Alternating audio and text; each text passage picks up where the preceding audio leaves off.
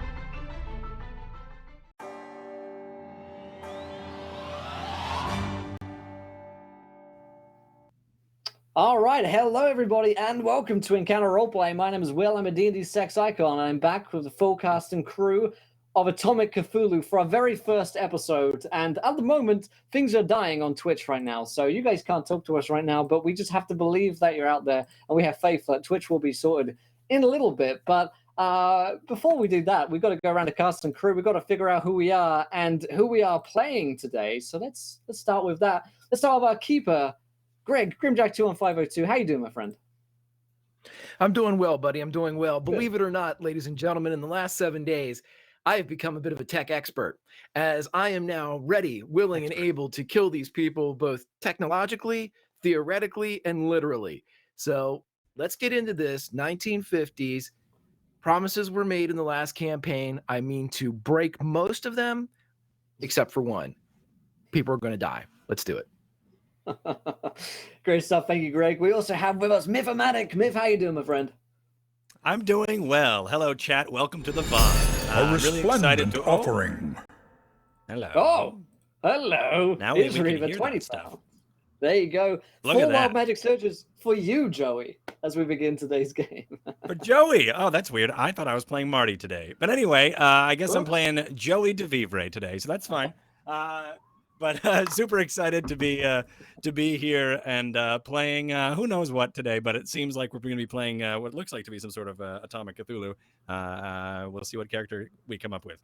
But anyway, so happy to be here. All right, I've got it. You'll be changed here in a second. Great stuff. You're now Marty Reiner. We also have with us Kiana. Kiana, how you doing? I am doing great. Super excited for new season. I have new hair and down to probably get killed. I've already rolled my wild magic surges from last week, so that's great. I've already given Greg all those, so we're off to an explosive start, I think. It's going to be interesting. I'm super excited. Let's get going. Let's do it. And we also have with us Mike from Unmade Gaming. Mike, how you doing there, my friend? I'm the ghost of a former shell of who I was to be. In the time that it took Greg to learn the internet, I have forgotten everything, and everything is terrible. But I'm here to make things worse. So yeah, I'm excited to play Lenny Williams, and we'll see what the hell happens and see if we can fix these issues on my end. Yeah, it looks like Mike's having a little bit of robotics right there, but it's okay, because we're in Atomic Cthulhu, so robotics is encouraged, and he'll make his way through, no doubt. And last but not least, we have with us Jules from Dungeon Drunks. How you doing, Jules? Hey, I'm doing good. You guys almost lost me to New Hamilton music, so had my camera really stopped working forever, I would just be sitting in my room listening to New Hamilton, which is fine, totally fine. But I'm also very excited for Greg to attempt to kill me today. It'll be great. Absolutely. So Super Voice King tweets in and asks why Greg is dressed like an ice cream truck driver. Twitter is I'm sure we'll find out shortly. Twitter is the best way to contact me right now in terms of chat, because Twitch chat is not loading, so you can tweet at EncounterRP. But before I thought Greg was a soda jerk. I mean, ice cream truck, right? Soda jerk. Yeah, soda jerk. No, he's just a jerk. Just a jerk. I'll say that. Great stuff. Well, before we dive into Jules. Before we dive into today's game, I myself will be playing Agent Gumball today, the federal agent ready to take some names and shoot some people. Before we dive into today's game, I'm ready, guys. The season of Encounter Roleplay is sponsored by Fantasy Grounds, a virtual tabletop of choice. So you'll be seeing some maps and some roles based in Fantasy Grounds' entire season. We may get some maps today, we may not, depending on how far we progress. If I know anything about this group, we will not progress very far, because there will be approximately 2.5 hours of skits, and then the rest of the 30 minutes will be the outros. Of course, we are also sponsored by dndice.co.uk. Go over to their website, save yourself 5% by using the coupon code Encounter Roleplay. I would give you a link, but I can't. It's dndice.co.uk. You're just going to have to trust me. And of course, we're also sponsored by waylandgames.co.uk. Go over to their site, and they're a bunch of lads from Essex as well, actually. They run a site where you can get all of the miniatures that you could possibly ever hope for. Warhammer minis, they've got D&D minis, they've got Magic the Gathering stuff over there. They've just got everything, all 20% off RRPs. So go over there, save yourself some beautiful money, and get yourself some minis for your games. Also sponsored by Smith and Kobold Press, but those are sponsored shows that I'll talk about more so later on in the week when we get to them. You guys can interact with today's show. If you haven't followed the show yet, hit the follow button. Join us. When we hit 20 followers, it's like one person away. We get a viewer decision, and you guys get to screw with us here in the party. And of course, 20 retweets, viewer decision. You're going to have to go at the moment to @EncounterRP on Twitter and just manual it yourself like it's analog. But, at least, Greg will be with you there, figuring that all out. And of course, you can donate to affect the game as well. Give players nat 1s, nat 20s, wild magic surges. As we come in here, in fact, Kiana has a cursed items and 2 nat 1s from Latu, and Isriva gave Joey 4 wild magic surges. So we also have some wild magic surges from our session 0 on Kiana's character Jane to get through here. But I'll wait for a minute for that, and I will hand over to our keeper, our jerk keeper, Grimjack21502. Greg, take us away into Atomic Cthulhu, my friend. Absolutely. And yes, for anybody that's wondering, this is not an ice cream outfit. This is, in fact, Jules had it correct, a soda jerk. A soda jerk was the non-alcoholic bartender of the 1950s that began the infusion of sugar that has crept its way into America all these decades later. And I will be your host and your narrator for the following. But before we get into that, so Kiana doesn't have to read through all this, I'll go ahead and tell you what your stuff last week did to our newest player. Kiana's character, if she is killed by someone, said someone, murderer, will then be compelled to try and resurrect her.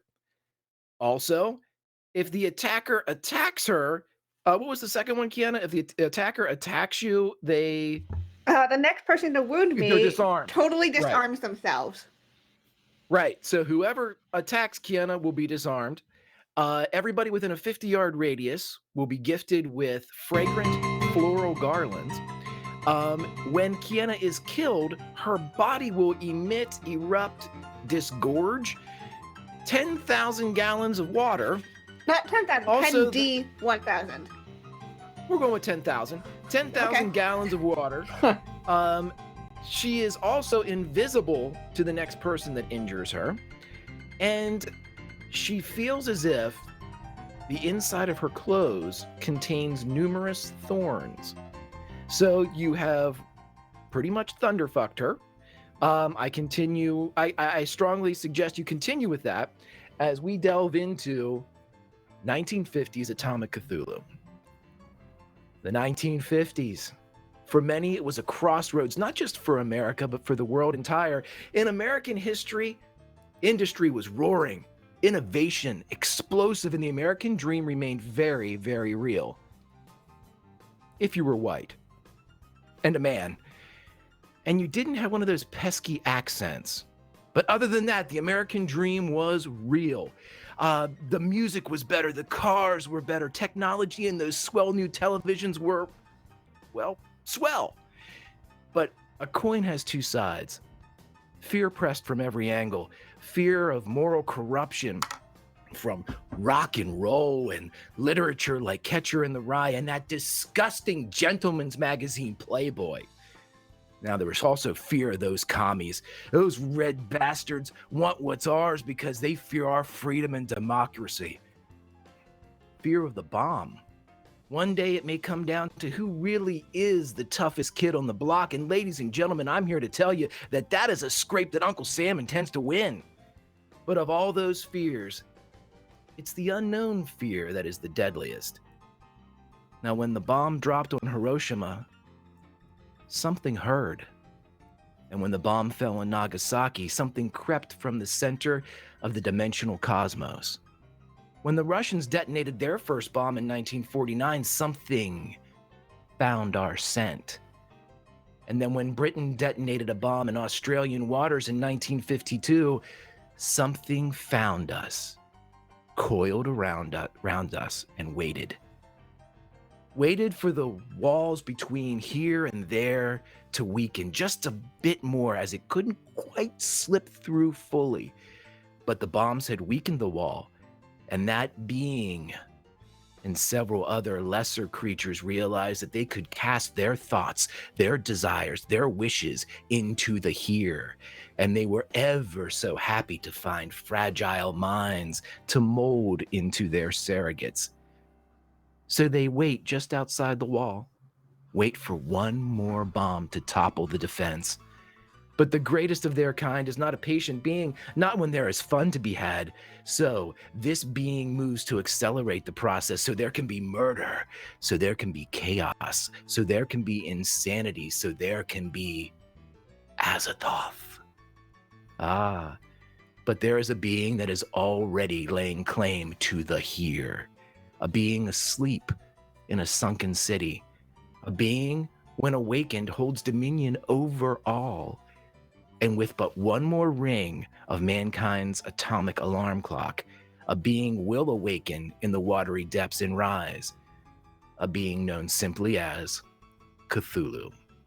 So ladies and gentlemen, boys and girls, 1950s greasers and pink ladies of all ages, I welcome you to the America of the said 1950s. We are in a time of great upheaval, but these people that you see in front of you are commissioned with one simple task: saving the world. And as we discussed in episode 0, they will be sent forth in seemingly normal endeavors, but each of these endeavors cascade among themselves to either bring us closer or farther from nuclear annihilation. But atomic war is not simply the end of this journey. It is the beginning of the awakening. And as I promised, at some point during this season, the bombs will fall. And any of these characters left outside of exposed areas will suffer greatly for it. And the journey will continue. And we will see exactly what the beings known as Azathoth and Cthulhu have in mind for our players.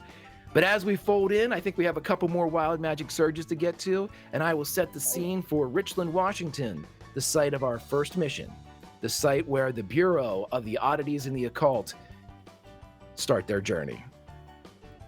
Beautiful. And it looks like Twitch chat is working now, guys. So if you try a refresh on your end or restart your app, and you should get Twitch chat up and working again. Should we go through those wild magics? That's something we should do. Yeah. Sounds good. So I think we had a couple for Marty. Cool. How many is a couple? 2 or 3? Was there 2 You and had 1? 4, actually, yeah. 4. All The right, couple sweet. is So 4. I was wrong. All right. Like a few. Yeah, it's So translation. how do I do that on this? We can set up tables and fantasy grounds. I'll just send you a dice roll. Let's probably just quickly do it for now. We can't use it in Fantasy Grounds? Yeah, I can set up a table in there, but that will give me 10 minutes on it. There's a link in the call. The link There it is. in the call. Yep. You guys hear this music? I do Dang. hear the music. I've been I was muting trying to be dramatic, and I this was whole time. jamming out Yeah. a bit. I know. And What then do we think Cthulhu. for the music? And Is that you, the Greg? world's gonna blow up, everybody. Oh, yeah. And welcome, Oh. Captain Garrow. Thank you for subscribing to that Twitch Prime. You're right, Gaming did. I've got 2 crit successes. Let me pop that up on my tracker here. Okay. Alrighty. Myth, let me know when you got Found those. the link finally. Nailed it. Glad you guys are enjoying that music again. It's rocking. I feel like I'm actually there. I'm doing 4D10,000. 4D10,000. Thank you again, Leah, for that 2-month free sub. Jesus, I thought it was 4 months. That did seem like longer. Let me know what you get and I'll look these up for you.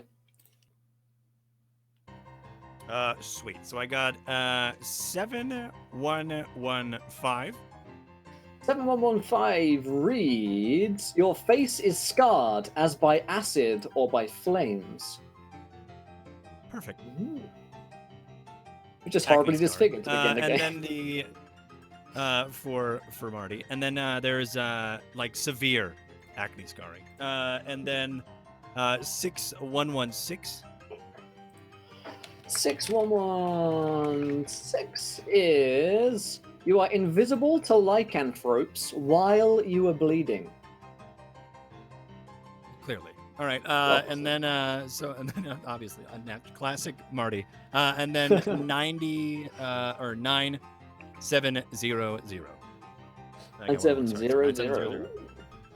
Someone nearby is revealed to be a colony of highly intelligent insects. Everyone nearby? Someone nearby is revealed to be. Nearby. Yeah. Perfect. Okay. And I thought that was everyone nearby. I was like, good God. All right. And then 5282 is my last one. Alrighty, 5282. You can issue commands. Oh, you can issue commands as via the command spell, I believe this is in reference to, because command is capitalized. So you could like command a creature to do something. But every time you do that, you are 20% likely to die. Perfect. So you can love it. Maybe cast command, but you also might die. Yeah, with a 20%. Yeah, perfect. Yeah, let's do it like this. All right. The 20% will be this, Myth. If you are in a dire situation, you can evoke a power roll against somebody that might be threatening your life. If you beat their roll by 20%, you win and don't die. How's that? And don't die. All right, perfect. And don't die. So that's like in a case of emergency, break glass type of thing. Yeah. Nice. All right. Someone around me is has revealed. Okay, whatever. Is a colony of insects. I'm just gonna do R insects. And I had the. There was the scarring, the Acne, the scarring, the Command. lycanthropes. Be invisible to lycanthropes while die. bleeding, which is going to come into play numerous times. So yeah, numerous times. Yeah. Numerous All right, times. sweet. All right, I'm good then. Thank you. Beautiful. Thank you guys for the donations. Greg, take it away. Latu, don't worry about that, buddy. This is Cthulhu. I can throw whatever I need in there. Okay, so to recap a bit from what we did last week on the episode 0, the members that you see of Boo right here, the players of the Bureau of the Oddities and the Occult, were selected from the two groups that are the two characters that you see for each player. Each of the players were picked: Marty Reiner, Jane Walsh, Lenny Sparks Williams, Ruby Martin, and Agent Gumble. As they proceed to Richland, Washington, they are investigating the apparent suicide of one George Stirwell. Normally, a group such as this, a group that consists and can be pretty much equated to an X-Files type of group, consisting of civilians, scientists, and military personnel. They wouldn't be dispatched for what would be considered a normal suicide, if there is such a thing. But in the event that the fact that George Stirwell was also a nuclear scientist, someone that was on the forefront of the Manhattan Project that helped with the refinement of plutonium, they have to make sure that there weren't secrets passed to those darn commies. And so they have been sent to Richland, Washington. They also received a letter that was given to their director that spoke of George being watched and that he feared for his safety as he was being prowled or preyed upon, as was alluded to in a very vague letter.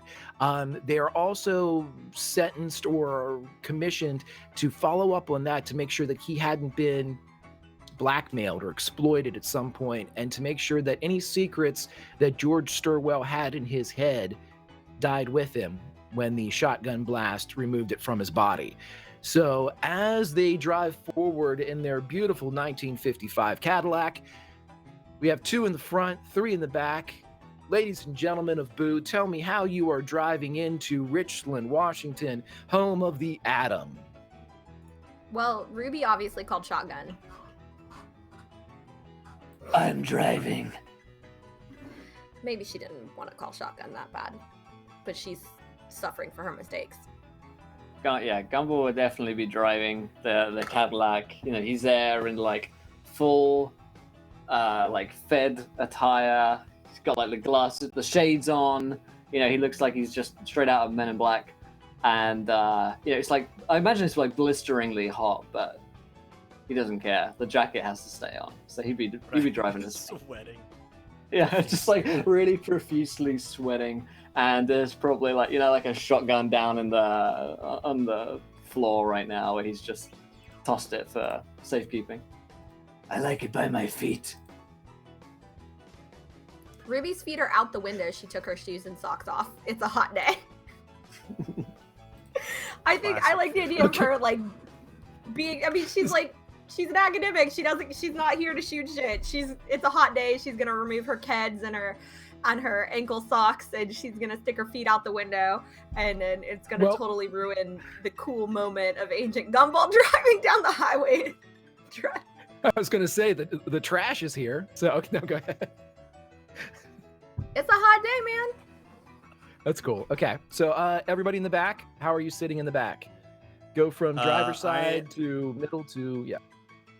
I assume Marty Reiner is in the middle, in the smallest seat, with his knees up pretty much in his mouth, just like, and he's got like his notepad, and he's trying to write down and recall all of the notes and everything that they've learned, the intel for this job. And he can't seem to get comfortable. He keeps moving, and he keeps trying to adjust and elbowing people aggressively, and that is what he's doing. As he's just very uncomfortable, and he always seems to be like, he is called not this seat numerous times, but he seems to always get forced into being in the middle. A magnanimous dispensation. Oh boy. I'll take getting used to. Okay, so yeah, as Marty has his feet up, and to the old Cadillacs of the 50s too, to kind of set the scene a bit, had massive back seats, but if you were sitting in the middle of that big bench back seat, it did have the huge hump that carried the transmission, the crankshaft back towards the rear of the car. So Marty is in fact very much like a schoolboy or a child with the knees up by the chest, as he has explained himself. Everybody else, you have plenty of room. Shotguns can be on the floor, feet can be out the windows. It's totally up to whatever you guys would like. The entire ride he's been here, like for days. He's just been like... Yeah, and like he probably feels cramped also because Jane is like constantly leaning over and like interjecting. It's like, no, it's this, and she just keeps like invading into his personal space, doing that. Perfect. Also, I want to thank the two here, the £55 donation. Greg picks who gets one mount, one cursed item, a magic item, a potion, and a wild magic surge. I'll put this all in the chat for you, Greg, so you can keep an eye on that one. Mount, cursed item, magic item, potion, and a wild magic. Beautiful. And I believe actually Jane has a cursed item as well from earlier. Oh wait, okay, so I didn't get those. Let me just know what those are. So there you go. Okay.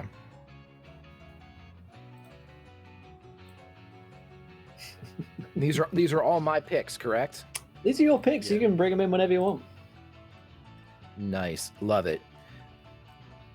Okay, and I'm gonna give the wild magic surge right away to Ruby, who has her feet out the window. Cool. Perfect. You never know what's gonna hit those feet. Feet out the window, smoking a lucky. Yep. Oh, if you're smoking a lucky, I take it back. No, you get a wild magic surge. All right, no. How do I?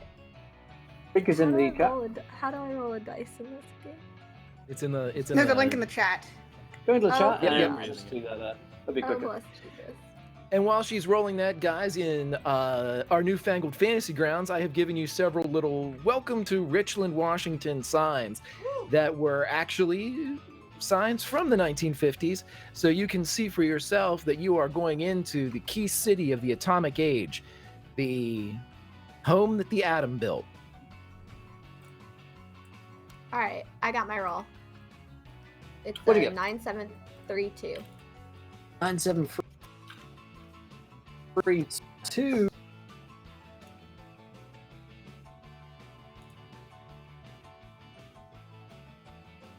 Say seven to soap. Sorry, what? Wait, my Everything. brother. Sorry, you Will, we broke up lost there a you little for a Broke out there for second. a second. Yeah, don't worry. Someone nearby must save versus death, or their bones turn into soap. Oh my God, this is the one that Obviously. Evelyn had, didn't she? Yeah, Evelyn had this Oh, one all that time ago. So I'm gonna turn this Okay, so city into soap. Or their bones turned to soup. Okay, so somebody in the vicinity has to save versus death, or their bones turn to soap. Correct. Okay, No so goes. as you guys are pulling into Richland, Washington, there is an old gentleman that is hanging by the side of the road. He appears to be a mechanic of sorts. He's wearing overalls. He's maybe in his late 60s. He seems to be walking in. He has a lunch box or a lunch pail. And as he is walking into Richland from points unknown, Jules, I'd like you to roll a percentage roll for me. And we're going to say that the save for this one is anything over 50, it's a failure. Anything under 50, it's a success.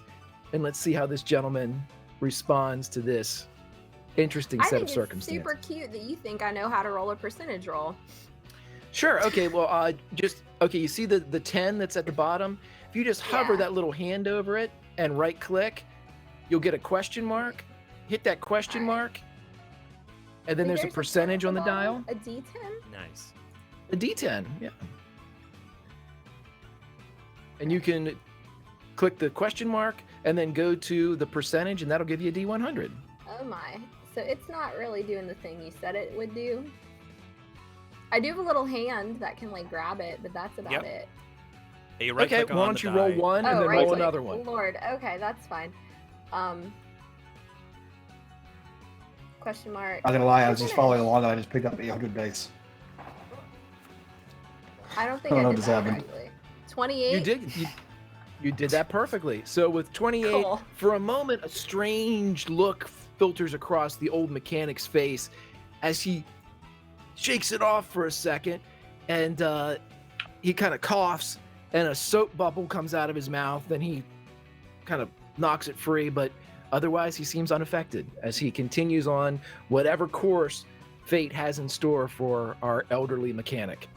And as you guys drive into the city of Richland, Washington, you are faced with your first decision as you have been sent here to investigate the murder of George Stirwell. Where, investigators, will you go? So, Yeah, Greg, that's a great question. does George Do you have Stirwell his work address? around here? Yes, you guys would know that George Stirwell was actually a scientist at the facility, the Hanford project site. It is most famous for having helped with the Manhattan Project. It helped basically with the delivery systems and the actual plutonium enrichment for the bombs at Hiroshima and Nagasaki. So yeah, he works at that site, which makes him a very high valued person. And thus his death or suicide is being investigated with extreme caution. So yeah, he worked at the Hanford site. He was also married, as per the dossier.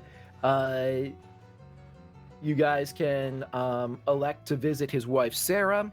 You can visit his friend, who he was reported to, supposedly he was supposed to have been with a gentleman by the name of Tim Hoff. And you can decide exactly how you would like to proceed, because I am just here to listen to the tunes and jam in the 1950s, everybody. I want to find the wife. The wife always knows something. I was we should probably check out Miss Sarah Stirwell and what she has to say, because if anything has to know about him, it's got to be a wife, right? That's what I hear, right? Right. Sure. Right. Okay, so let's take a left here. And I think this is the way we would have to go. As I now have procured a map from the back of the seat, a dog-eared map that I've probably held this whole time, and dog-eared because of his clammy hands, his constant clammy hands of being nervous and anxious. He tries to hold up the right route and try to backseat drive, Agent Gumble to wherever his house would be. And if anybody peeks over the shoulder of young Marty Reiner, you will be able to see that the Tri-Cities map that he currently holds is available for you in Fantasy Grounds. Nice. Would you look at that? Oh, Can I roll to snatch it out of his hands to take a look at it? Yeah. You guys can Okay, roll what do I- opposed dex checks for me. How's that? I mean, have you seen Marty? You could probably Uh, take Not it in his very hands. dexterous. Did I do it? Did I just click? There we go. Yeah, 43. 43. Yeah, Ruby's gonna lean, unbuckle her seatbelt, turn around, lean over the console, and be like, "I want to see that. Give me." Okay, so Myth, a 43 to you, my friend. You need to roll a dex better than that to...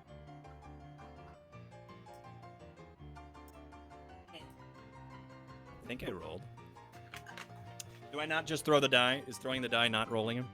You got to fight it, throw it in the dice roller on the left-hand side, or just double-click your skill.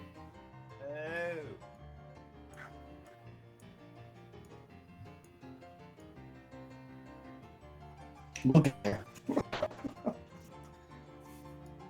Oh, Mike, you're such a robot, my friend. No idea. Hey, all right. Oh! Sweet. That's how you do it. So with a 15 as Suck it. Dr. Ruby Martin reaches back to just snatch the map from Marty's hand. Marty, ever so used to having his tray batted down at the cafeteria in high school, has become very, very nimble and pulls it back just in time to avoid having I it just want snatched to see. from his Just let grasp. me take a look. Excuse I just me, want to take I a am little look. looking I just at want to see this. where we are. You I'm could just let me using look it, at where we though. are. If you- It's not gonna. Oh my god! If Well, someone touches we the map, are right there. Okay, so that's where we are. what do you Okay, think? I'm everything's gonna fine. read the ink right off the paper? Lord. Give it to Ruby. She's such a good friend. She deserves to see it. I do. I agree. I agree with Batman. I'm not Batman. I just speak this way. I'm very self-conscious about how I speak, okay? You know, when my little brother reads those comics, though, he sounds exactly like you. I appreciate it. I am like a modern-day hero in many ways. Oh, Right there, okay? no, That's- no, I don't. See, you see it. Wait, no, You I see just it right want to. there. That's Where's where we her are. We're trying house? to go there, okay? It's fine. It's fine. We're gonna go there, and it's gonna be fine. That's where we're gonna talk with Sarah, and then we're gonna have a wonderful conversation about the suicide. Okay? It's that simple. Take a right. Give us a Agent Gumble, cord. I'm take gonna take a right. long You drag missed on it. her cigarette and blow it in You your missed it. face. And also, Okay, Mr. so Went as Pokey, the wrong way. Mr. Pokey here with a 1250 cheer. I'd like to give a boss monster to Ada Party in the form of Gumble's dog / canine drug sniffing partner named Pabst. Like, Just okay. in the back of it, just in the trunk. Come along, Pabst. I feel Okay, like so Pabst as you is guys- probably sitting As with I his run ass along in on the side like Marty's that. face the whole time. Gumble would have a dog named Pabst. Yeah. Chasing the car. It was not supposed to come with us, but it's so loyal it chased us the entire time. The whole way. All the way from Like, oh, yeah. Colorado. Well, I don't have to be Like here, the- so you guys... Okay, so you guys pull up in front of Sarah's house, or the Stirwell residence. And as you pull to a stop, immediately as you are outside, you see that this is a prototypical trifold map of the 1950s Americana, as there are children playing on perfectly manicured lawns. There are finely washed vehicles that are in the driveway. And as you all pull up, you notice that several of the local children appear to be playing some version of, perhaps there's a famous singer that has had a movie out that was in Hawaii of some sort. And as you guys all exit the car, these children ranging from the ages of 6 to 10 run up, and they each kind of lay you with a garland of flowers to welcome you to Richland, Washington, with an aloha. And as they run off, they giggle and whatnot. And these are all flowers that appear to have picked from their neighbors' flower beds, boxes, and gardens. And you are all currently wearing them. And Agent Gumble, as soon as you step outside of the Cadillac, a thin but powerfully built German Shepherd kind of comes up sniffing around. It carries no collar. It carries no badge of ownership, but it does have a blue ribbon around its neck. And you're not sure exactly where this beast came from, but there's something in the back of your mind that reminds you of your old childhood dog that was lost all those years ago in some flood misfortune.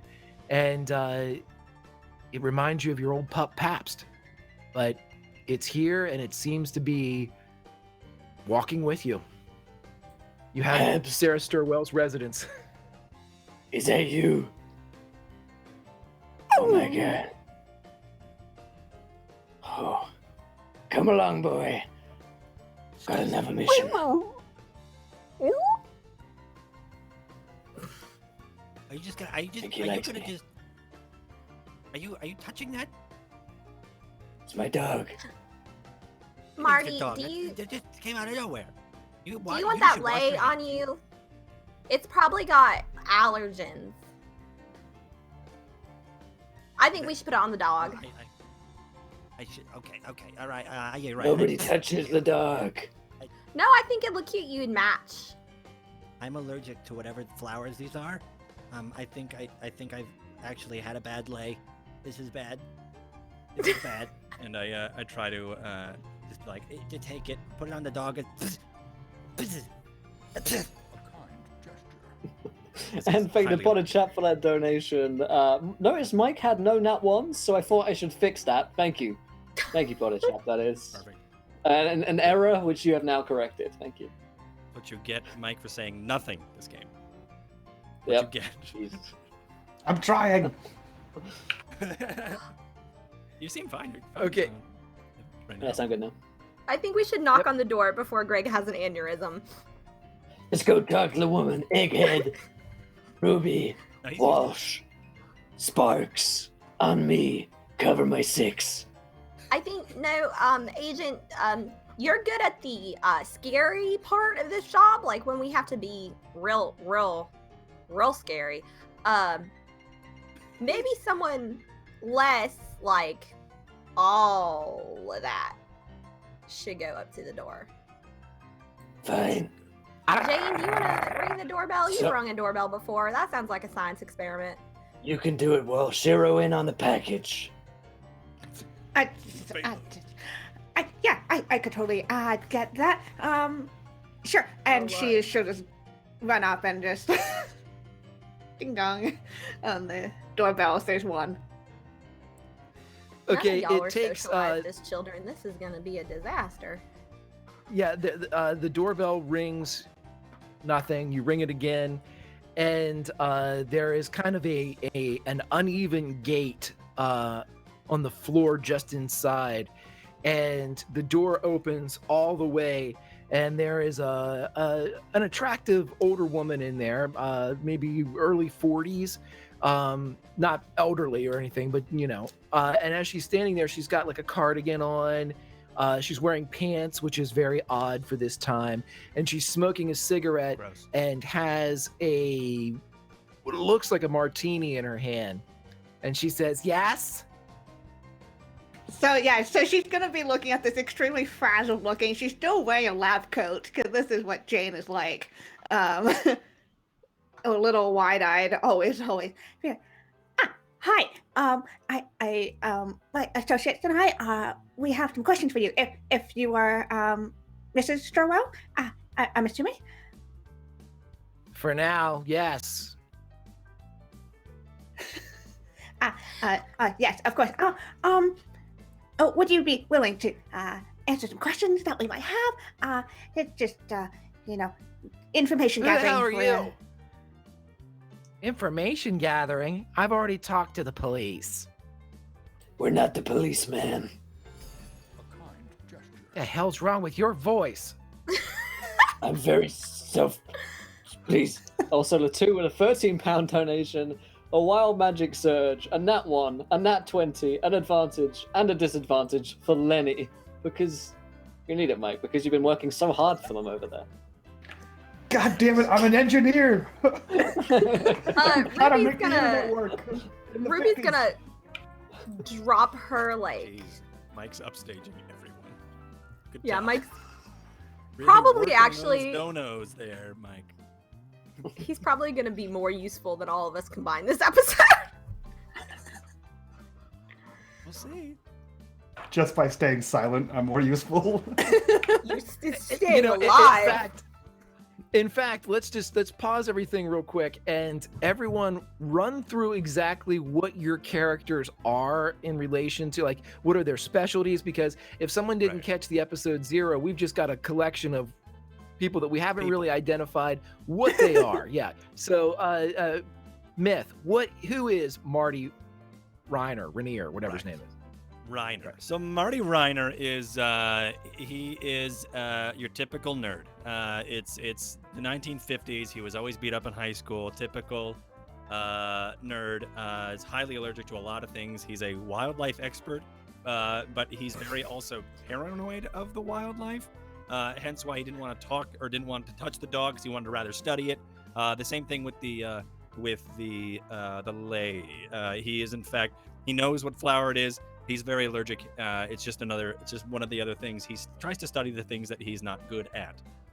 Or his weakness being allergic and allergens to a lot of dogs and wildlife and I guess creatures like that. So he wants to study it to figure out how he can overcome it. Of course, in this day and age, he can't just overcome it. So he's just gonna constantly be in this the Sisyphus of him studying what he is allergic to. And that's pretty much what he is. He's antisocial, very proud and territorial, and that's him so far. So far, because I like to make this up as we go. So yeah, so far that's Right, absolutely. Okay, so no Zyrtec. He can identify every animal, but hasn't met every animal. Hates getting laid. Great. Kiana, Jane Walsh. What is she? She is a chemist and the epitome of an actual mad scientist. She had worked in very unsafe environments, and her brain has suffered for it. So she is a genius, and she has very little self-awareness about anything. Tries to be social, probably isn't at all. But she can damn well tell you what chemical things will do, and also how to combine things together. She's also she's half Chinese, half Irish, so she's very she sticks out quite a bit, considering, you know, she's very not white, and she's also constantly looks like she had just been in a lab explosion recently. Okay, great. Okay, so we all have a good idea of who is currently the front person for the group. Let's go over to Mike. Mike, tell us about Lenny Sparks Williams. Lenny Williams has begun in the 1950s, I think. But he is similar bent to Marty Reiner, except his dad is the old prior Marine and a car guy, and so he took that nerdy bent and beat it out of him until he liked cars and took shop. It turns out that just because you take shop doesn't make you a mechanic. So he took his skill at mechanics and switched that over to engineering and volunteered to get out of there as quickly as possible. And here he is. Okay, so perhaps maybe the most grounded of the group so far is somebody that has experienced both the sides of the tracks, so to speak, as far as what he was forced to have his upbringing. Let's go to Dr. Ruby Martin. Jules, Yeah. tell us about it. So she's got a PhD in archaeology from Columbia, where she currently teaches, and she's doing this job because she has a lot of student loans. And she's from West Virginia originally, and that's where she does all of her field work. And yeah, she's actually properly socialized, I guess. That's the current skill she brings to the table. Her parents raised her. I don't know. She's got like a whole, like, I mean, I think she is like, honestly, I designed this woman after like literally all my aunts. So like she is hardcore filled with like a judgment about like everyone, but she ain't gonna tell you. She's just gonna make comments about what your parents did. Like, yeah. That's I know my bro Big Pig's in chat right now, and we are both a stone's throw from West Virginia. He lives there, and he is West Virginia proud. So he says to do us let's proud. go Mountaineers. Yeah. There you go. No, my family is from right outside of St. Albans, which There you is go. right outside. All of right, Boston, awesome. So Dr. Ruby probably takes the title of most social away from Lenny for the time being, and I'm pretty sure she's going to keep it, as Will's going to tell us about Agent Gumbel. I disagree completely. But yeah, Gumbel is like born and bred, proud of America. He just loves America. He spent all of his life either in like the army or he's a Fed, so he spent a lot of time in law enforcement.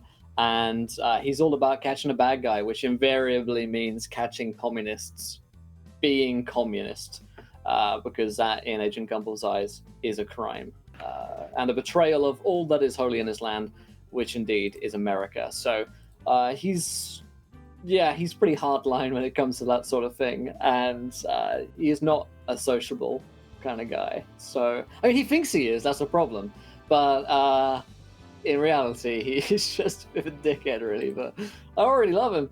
Thank you, Yami, for that 14-month resub. We had some donations in here. The two Wild Magic Surges for Marty. We still have that Wild Magic Surge to roll for Lenny, so we can get through these here. Mike, do you need me to roll that for you? No, I rolled it. It's 14. Okay. Oh, he rolled it. It's in the chat. He got a 14-13. Oh, beautiful. Thank you. Lenny no longer produces saliva. Doesn't produce saliva anymore. That's fair. Very dry. He doesn't deserve it, to be honest, after all he's done. And then Myth of the 7275. Let's see. 7275. Your internal organs murmur and chant inside of you. Good. I'll take the saliva. Perfect. Yeah. Sounds just like And then Marty. I'll take the saliva. And then 1311. It's been happening for years. Marty is trampled by a boar.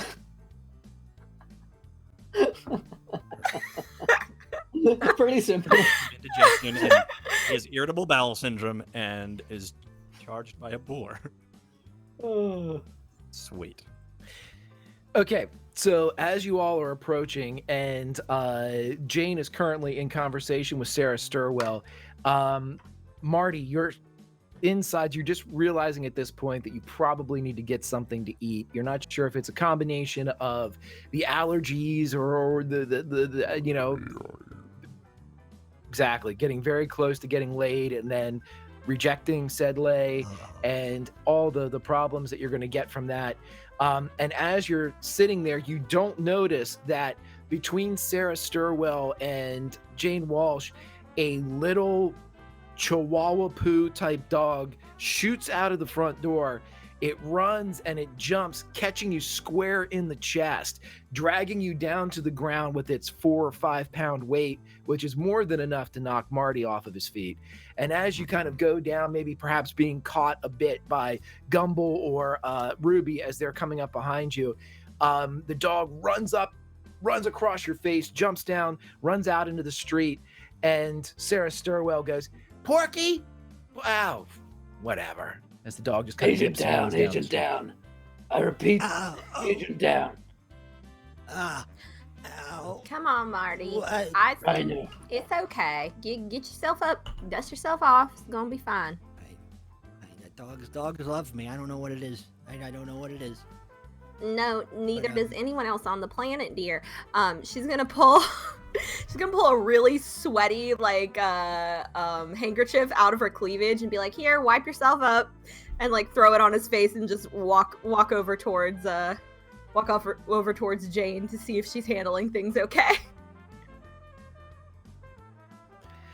At this point, Sarah Stirwell sees all of these people on her front lawn. Her dog has just run out, and she looks at Jane, and then as the rest of you come up, and she says, "What the hell is going on here? Who are you people?" I use your bathroom. Mrs. Stirwell, Miss Stirwell, I'm Dr. Raby Martin. So? Yeah, we are here to talk about your husband. I think you probably figured that out. Are you the police? We're a little bit better than the police. We got a couple inches on those fools. Now I imagine you don't want us trampling your lawn, and I imagine you don't want this gentleman right here peeing on your property. Can we come inside and have a quick chat with you, see if we can figure out what happened, and he can use your facilities? Please. No. Wait, you want to come in and defecate at my house? Well, I mean, No. Do you guys have some? Now, normally, and I don't want to tell you all your business. Do you have badges or things that kind of identify you as being people of the cut and the jib of which you claim to be? Ma'am, and I hold her up my badge. Do we have like boo badges? Either way, if not, he's just showing his like federal ID. Yeah, it's We're you not guys supposed have. Yeah, you guys have FBI issued badges, but you also carry boo badges in case you run into actual FBI. Right. Yeah. The FBI would assume it. Yeah. Ruby's gonna pull out her FBI badge. Let me put it this way: we can either defecate inside your property, or we can defecate on your property. I don't think he has to poo, ma'am. I don't. Roll a fast talk for me, Agent Gumble. Looks like a poo to me.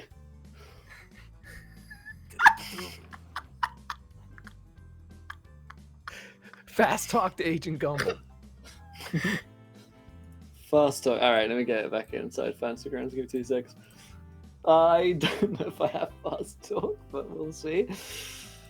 All right, let's find my character sheet. Agent Gumble. Fast talk is 5. That is 85. Well, shit. I don't know about all this discussion of defecation, but she looks kind of eyes up Agent Gumble a bit, and she's checking for, package pressure and height and things like that as her eyes drift. She kind of walks back inside but leaves the door open. Everyone, let's go. Let's go. Squad, moving out. Marty, You continue. bathroom first. Continue. Go. Yeah. Just go. Okay, you continue talking to him. I'm gonna go number 3.14159265359. Okay. Secure the bathroom, Reiner. Yes. yeah. Okay, I'll secure the upstairs. Oh my god. Yeah. I guess we're gonna head into her sitting room. It's an upper decker.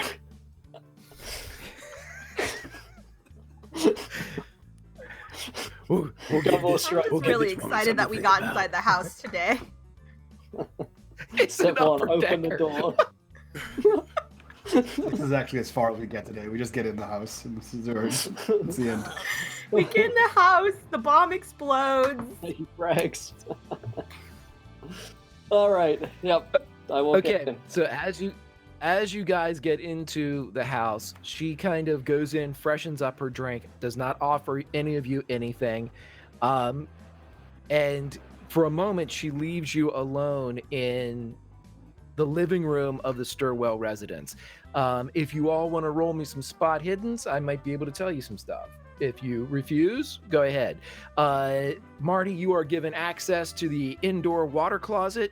which you can blow up or do whatever you're going to do to it. I think he's gonna have Yes. explosive diarrhea in that thing. Countdown clock is at 12. If you know what I'm talking about. So yeah, the that's. I'm gonna go number pi, and get the. And then I guess while I'm up there, is there anything that like maybe out of the ordinary? I don't know if like maybe she left something out or something that maybe could lead to something. Any like evidence or like a notebook or something? Is what I'm gonna try to. Oh, you mean in the bathroom? I hate it when I leave evidence in my bathroom. Like on, I don't know, on the, Right. She's been reading the case files on the shitter. how to kill your husband digest. Yeah, I don't know, something like. Yeah, so you're checking the bathroom. Give me a spot on hidden the in way there for there. me. Also, Yeah, okay. Kiana's cursed item is the Hunter's Eye, which allows you to see through shit, basically. Ooh. I put the text in chat there, but I can see things. yeah.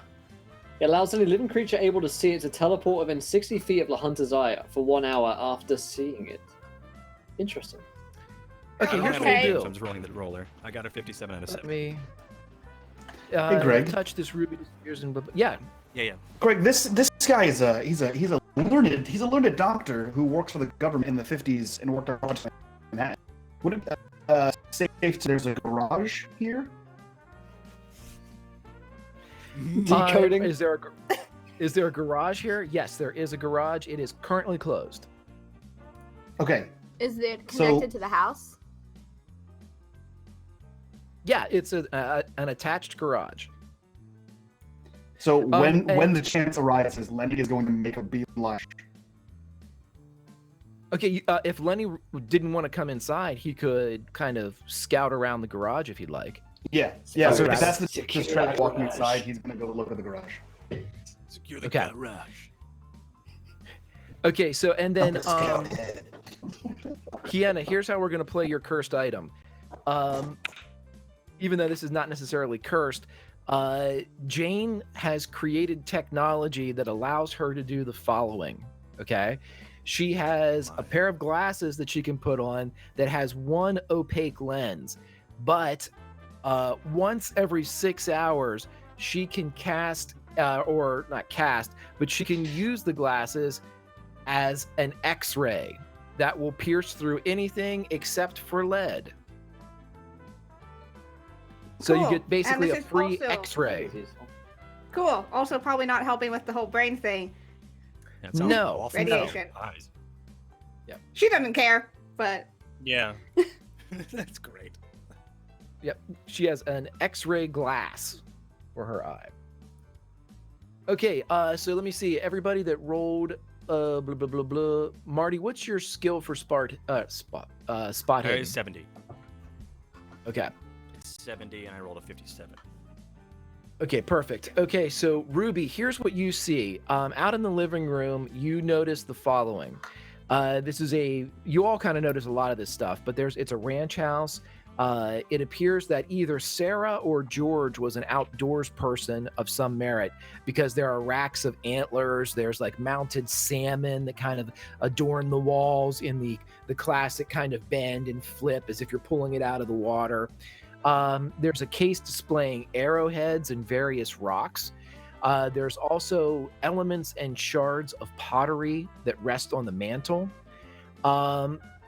There are pictures. There's also a picture on the mantle beside these shards of what looks like, and from the picture that was attached to the dossier you received, it looks like George Stirwell singing with two other men, and the caption beneath it says "The Neutrons." There's also a small bookcase, and if anybody would like to look more at that, I would require a library use. Myth, on your way back to the bathroom, you don't see anything out of the ordinary. You see just casual decorations of the day for 1950s. You know, there's some pressed flowers and things that are kind of framed. As soon as you get into the bathroom and walk inside,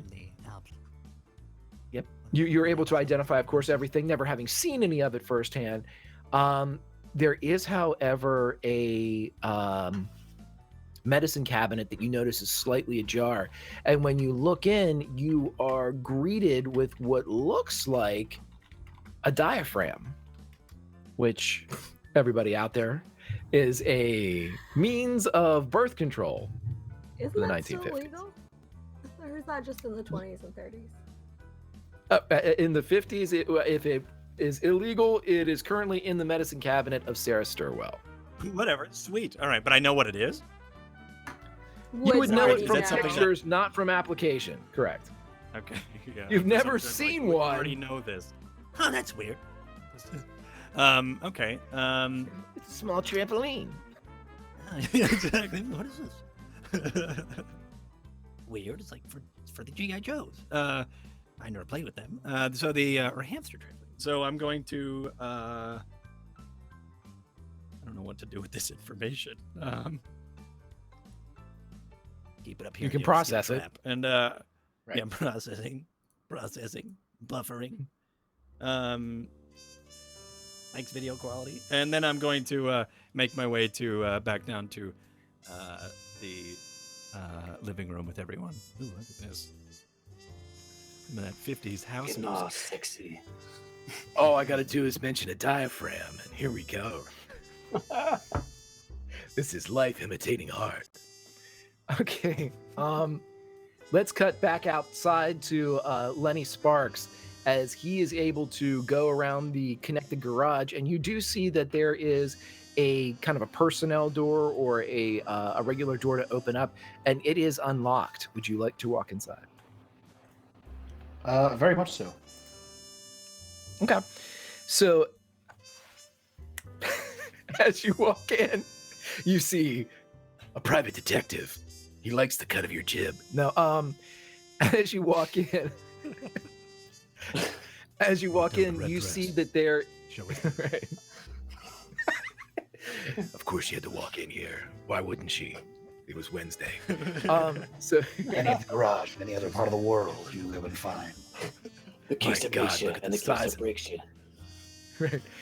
I knew from the size of his tailpipe this was going to be trouble. So as you walk in,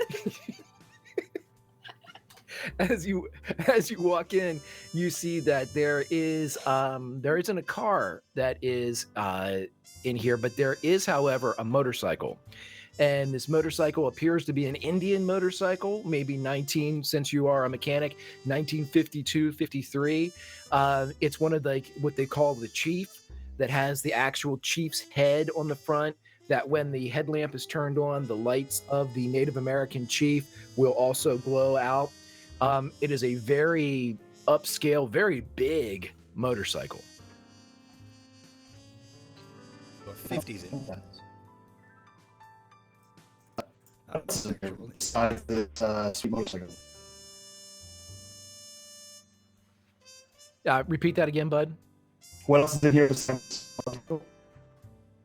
Besides the motorcycle, you see. Besides the motorcycle, you see that there are implements of like yard equipment. There are hedge trimmers, and they're, the very archaic big scissor type of hedge trimmers.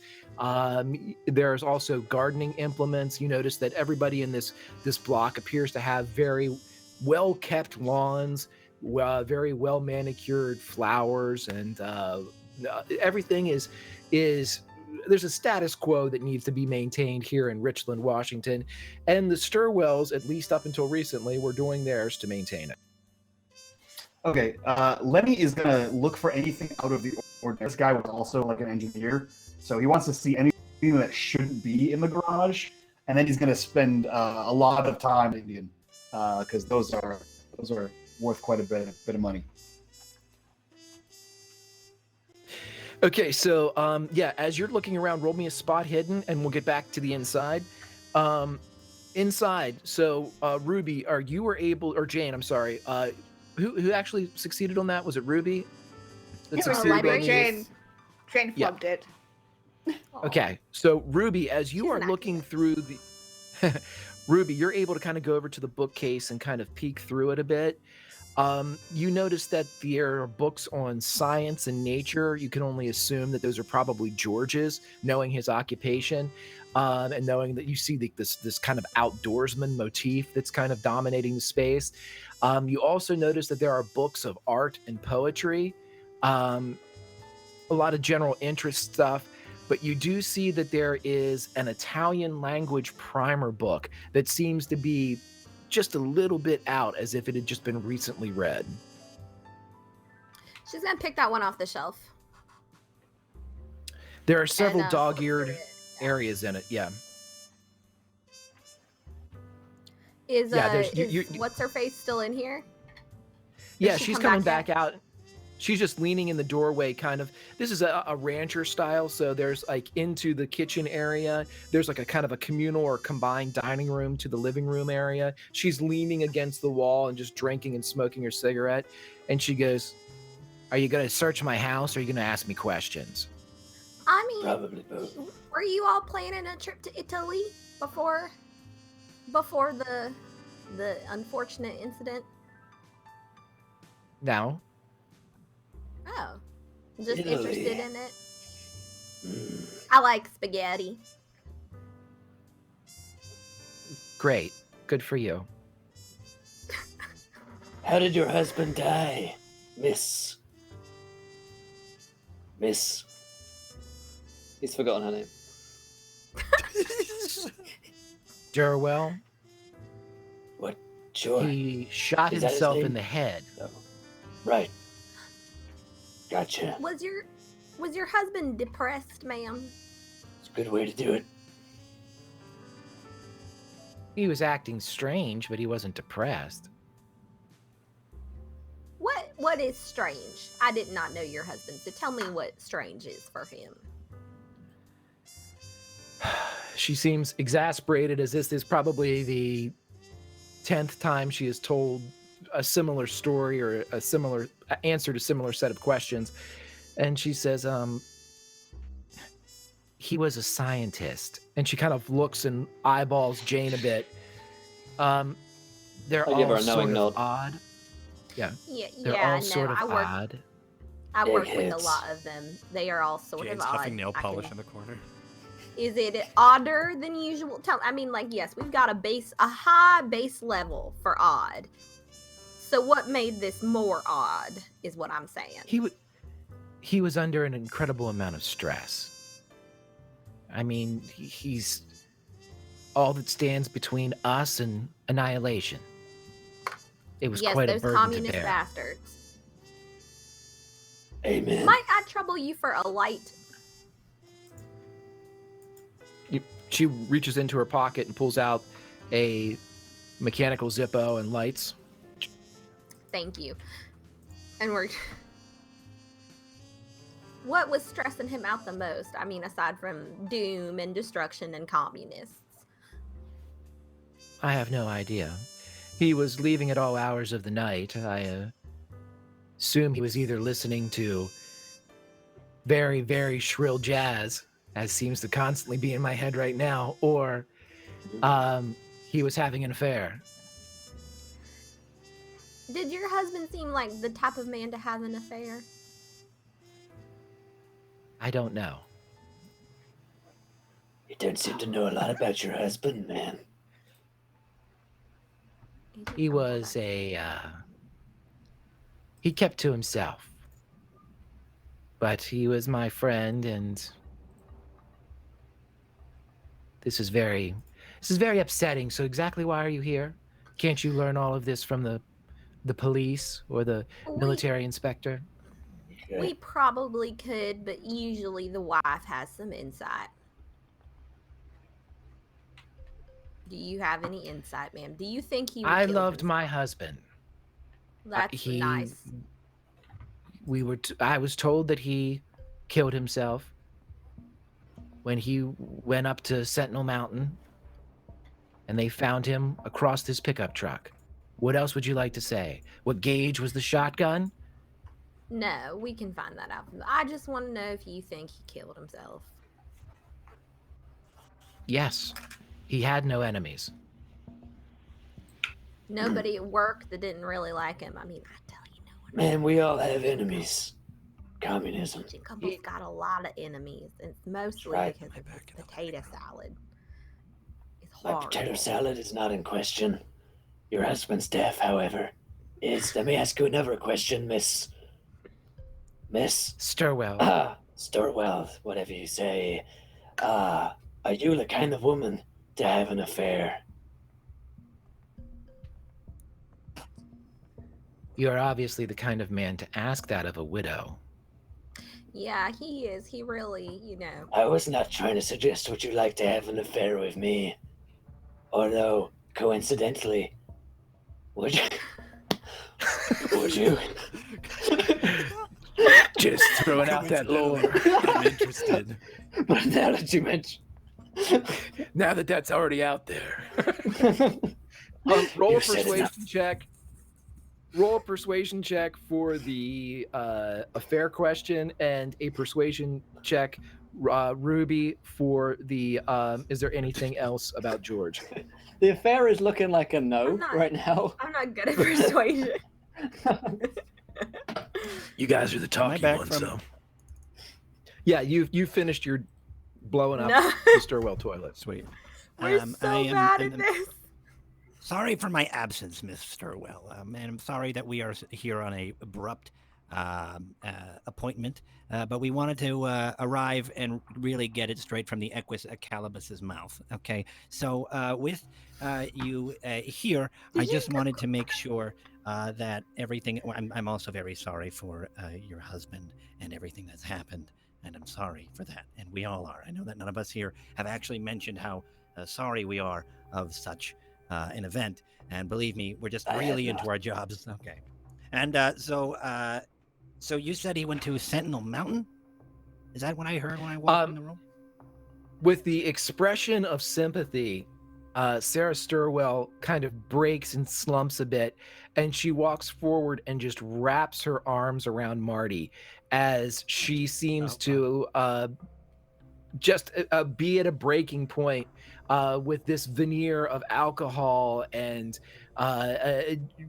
putting up a strong face. It just doesn't seem that that's truly how she feels, as she kind of collapses and as she sobs into Marty's shoulder. While she's doing that, can Ruby surreptitiously put the Italian book in her purse? Yeah, why don't you roll me a blue? Let me see. Tell me what you want to roll. Got it. Roll that. I'm good at blue. Let's roll a blue. Yeah, just do me just a straight dex for that. Okay. Level 65 check. Damn, but like she's not looking at me. She's Yeah, well, I mean, you put it away. She doesn't appear to notice. I mean, Okay. so you're able to kind of fumble it away and secret it away in some pocket. She looks as if everybody else in the place has disappeared. She looks just at Marty and she goes, "Honey, can I get you something to drink?"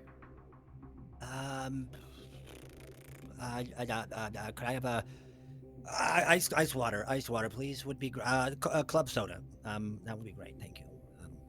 Okay, she pulls Marty It's the into 50s.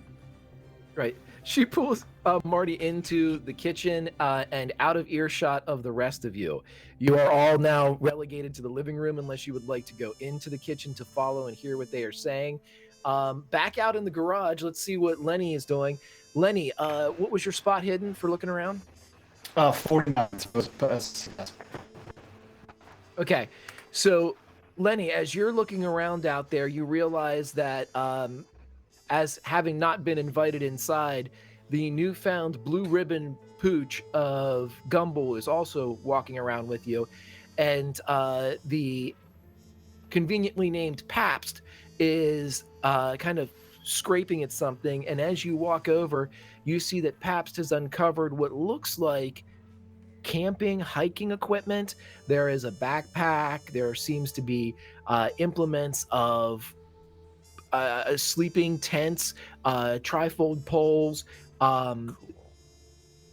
It just looks like this person, in addition to maybe being a hunter, was also like an avid outdoorsman in the by just being outside. Like there's a camping aspect to the love of nature. Beyond that, though, there doesn't seem to be anything that you wouldn't find in a garage. Okay. Now we were led to believe he went camping. So that if he had taken this with him, would be locked. That's a safe bet. Yeah, you need to repeat the last part after camping. So he went camping, and if he died out there, this would likely be in evidence. Correct. Yeah, anything that he... Correct. Anything that he normally would... I mean, you guys would know just from being peripherally involved with a crime scene or any type of investigation of this kind. Anything found on the body would be, or even in the general area, or seemingly transported there by the body or the perpetrator, would be filed into evidence. So none of this seems to have accompanied him to Sentinel Mountain. Okay, now I know, and therefore Lenny knows, that the 1948 Indian chief has a bivalve chamber gas tank that used to carry hooch in one side and fuel in the other. So I want to look at that and see if there's anything strange going on with the gas tank in this Indian. Yeah, it does have a split gas tank. And as you kind of saddle up to this massive bike, you realize that at that moment that there is a name that is carved on the tank, and it says Stan Patterson.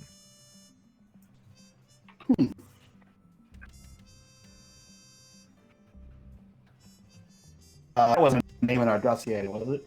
I don't think so. This is a brand new name to you all. Perfect. Okay. And there's nothing wrong with the tank itself besides the name. No, the bike seems to be in perfect working condition. In fact, roll me a mechanical repair roll, Agent Okay, I'm good at those. Williams. Yeah. Yeah, if you had to make a guess, Sparks, you would guess that a fellow mechanic has probably kept this sumbitch in perfect working condition. Does it look like it's kept in perfect condition here in this garage? With that roll, which is a hard success, you don't see anything in this garage that looks like it would be used. There's a lot of gardening tools, but not a lot of like engineering or engine tools.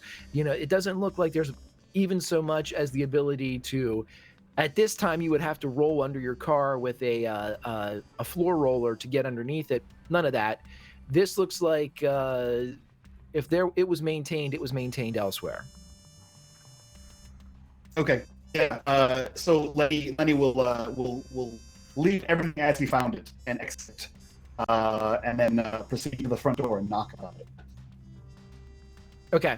Yeah, so as you go around, Pabst will follow you out of the garage and circle around with you as you go and knock on the front door. But let's cut to the kitchen where was it ice water, Marty, is what you were currently being served? It was club soda. Club soda. Okay, so there's some club soda. You notice that as she's pouring a carbonated, and as she looks over the shoulder at you, you realize that there are various implements on the counter out for a vodka martini, and she kind of takes one of the decanters of what you can only assume is vodka, and she pops it a bit and looks over at you as if, would you like a little in your club soda? As she begins to start to pour, it's pouring. It's going to be pouring soon. I will be okay. Couple with drops. just the club It's soda. a little stream, and then she stops. No, thank you. So there's definitely some vodka in this, not a lot, but there. Perfect. And she kind Just of enough to and knock she me out. she hands it to Marty, and her fingers kind of linger a bit and kind of trace the nail bed of his index finger as she pulls away. And she goes, "Now, you sweet little young man, what did you want to know?" I just need to tell you, Please don't touch me. It's just it's a thing. I am highly allergic to a lot of things, and I just don't want to get sick. I'm just getting over something now. But anyway, I just wanted to know a little bit more about Mr. Stirwell, Mr. George Stirwell, your husband, who just passed, and I'm very sorry about that. But I want to make sure that everything is okay. I just want to know what's going on and what happened with him, and I believe we all do. So, simple. Was there anything that he was doing that was like? Did he talk to you about anything? What did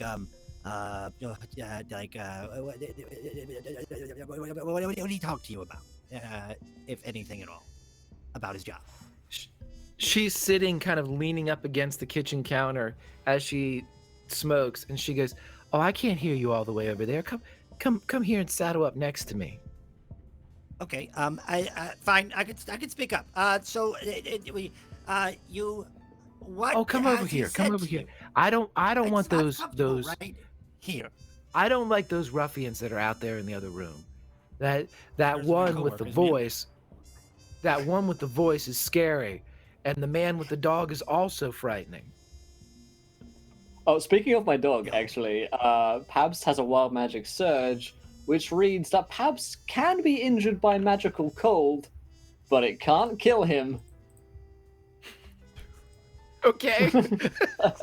So we can torture the dog, but it won't die. Perfect. But as this conversation is happening, Gumball is definitely like listening in, and he's like not too surreptitiously speaking back to Ruby and Jane. Got a glass against the door. Reiner has made contact. Yeah, no, we know. He's in there with the tangos. This All right. is it's an open floor plan house. Everybody stay frosty. Oh, Lord fucking almighty. We gotta trust Reiner to get to the package. Everybody look around. There might be things around. I don't know. Yeah, I can see why the agency really wanted you. No, I can't. Hoorah. I'm sorry, that's a lie.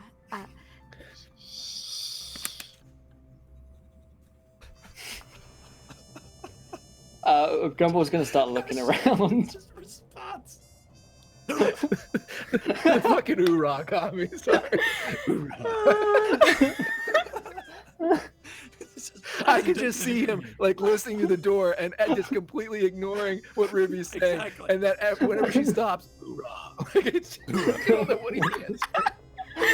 Ruby's gonna go over to Jane and hand her a cigarette that she lights with her own, and she's gonna say, "You're gonna want like 95 of these. Here you go, babe."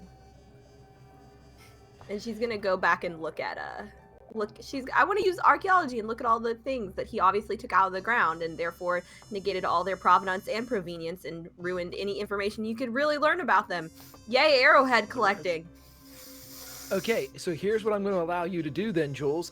You can do an anthropology or an archaeology roll for the shards that are on the mantle. And If it's there pottery, are also it's a shard. If it's glass, it's a shard. Whoa. okay. Come on, Greg. This is your I technology. I I thought stand. you said you got really good at technology, Greg. I didn't get real hard at. I didn't get really good at asshole comments, but I mean.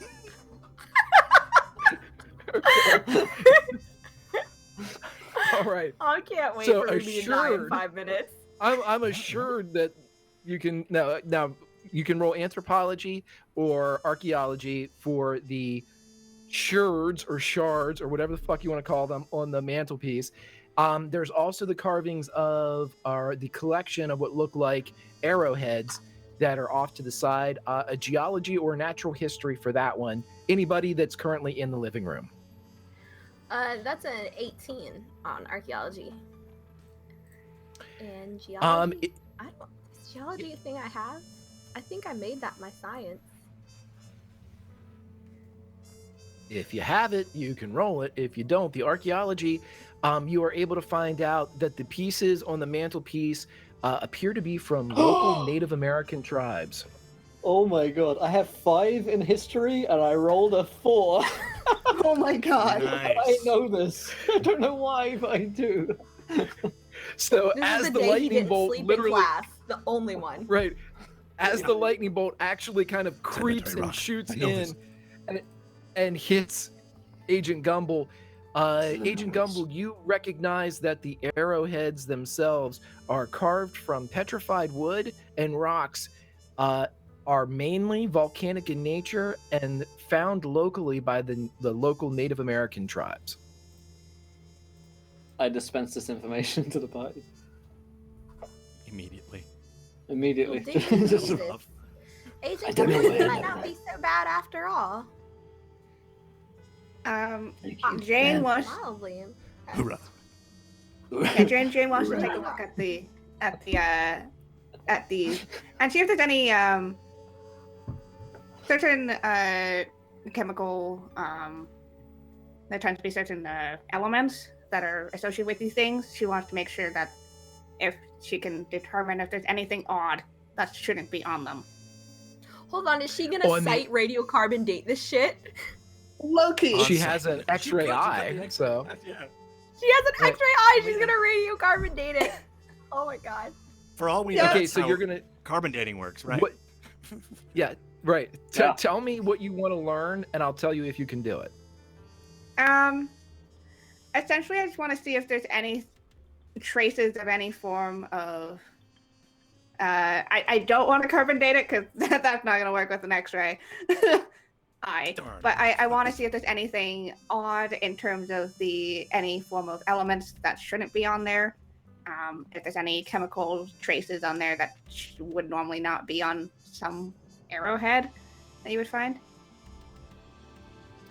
Okay, I will tell you this. You can. The only way that you're going to be able to do this is if you, in fact, use your X-ray. Okay. Okay, and here's how this is going to work, because you are flooding yourself with radioactivity as you X-rays as you drop this thing down. Roll me a straight D100. If you have anything 90 or below, you're okay. Oh boy. Okay.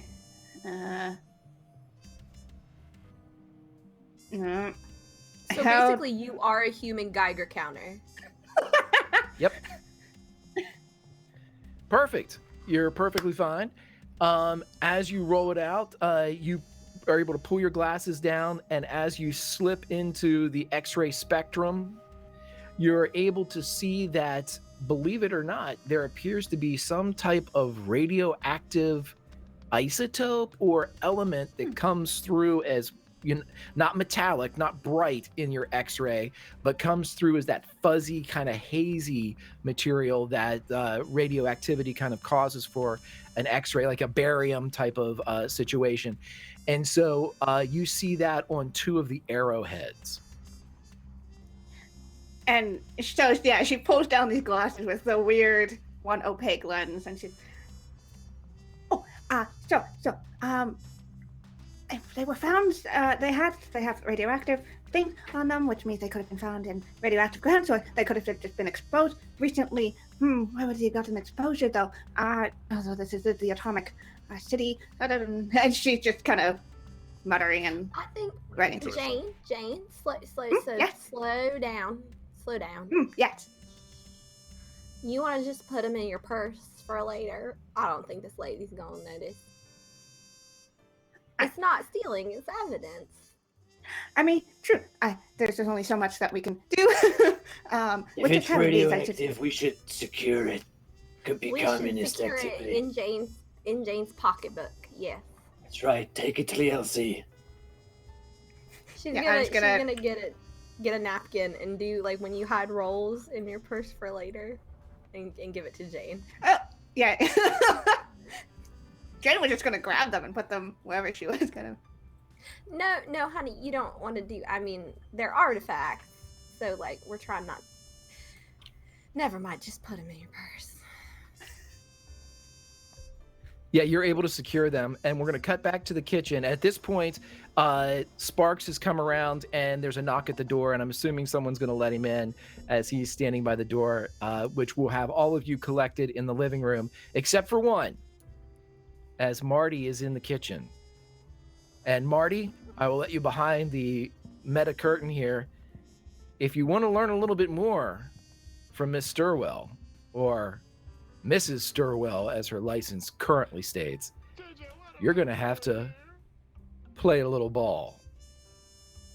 And you get this as a free roll that she kind of pats the counter beside her for you to...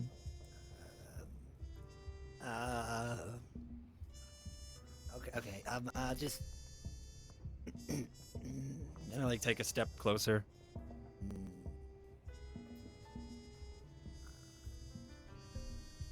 She waits. Yeah.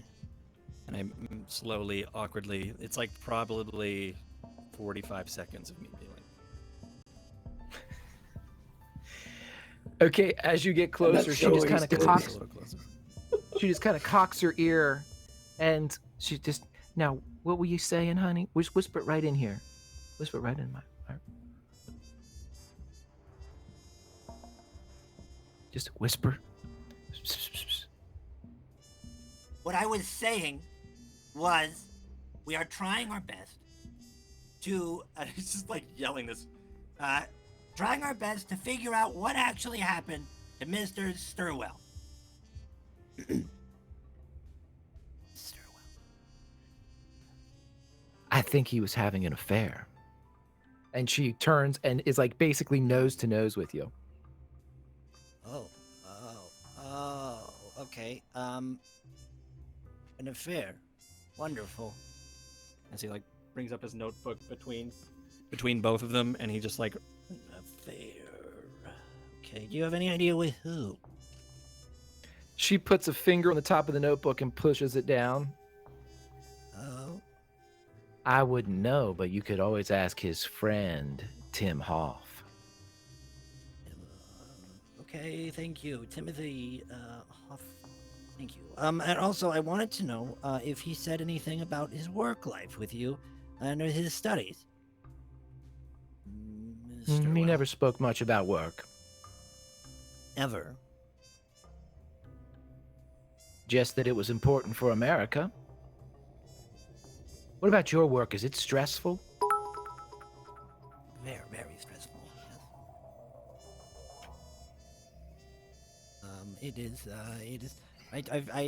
I struggle every day to put on my pants, just like everyone else does. But this in. Also, everyone else gets a nat 1, but Marty gets a nat 20. I suggest you use his. A reminder to our players as well, we're going to use them or lose them, so make sure to use them. right. So it's very stressful knowing that there are others out there who don't want me to live a free life, and much like probably your husband was working for the betterment of America and all that.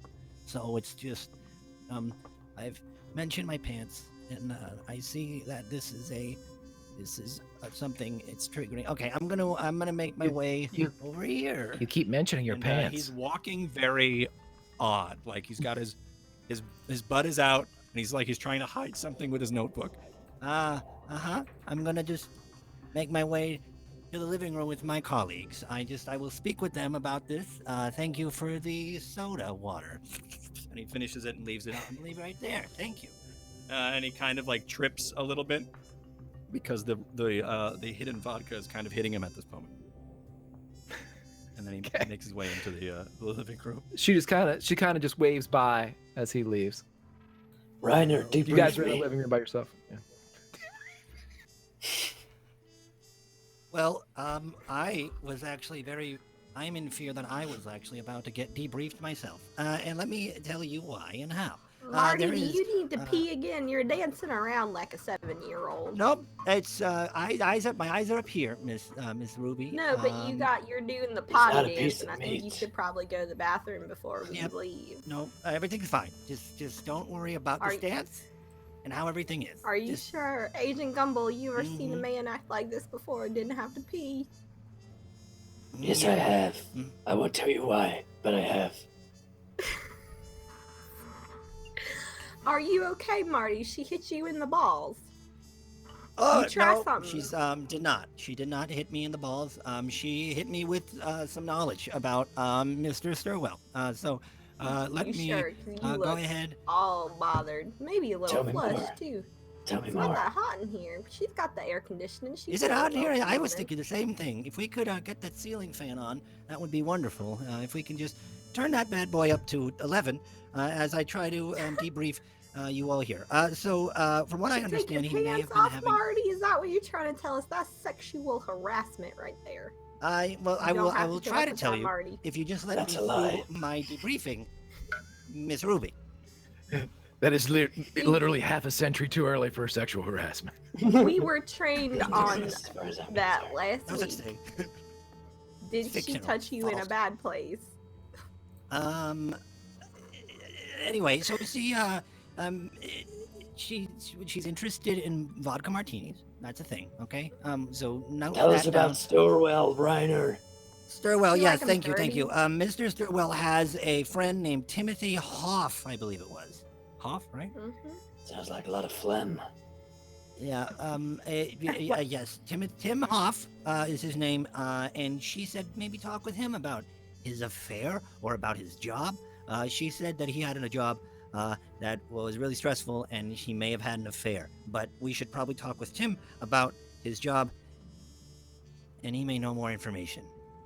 All You right. think she killed him instead of a suicide? You ask her she killed him? Crime of passion. I did not. I didn't think it would be appropriate, considering she may still be in mourning. Well, you know there that is boner also in your the police pants who ain't probably appropriate asked- either, but Always the nobody's way. saying it out loud. It's always. Are you the guys right having this way, friend. conversation go- in her living room? Oh yeah. Is this Yeah. conversation occurring in her living room, like 10 feet away from her? Like, Yeah. okay. Yes, it is. yes, it is.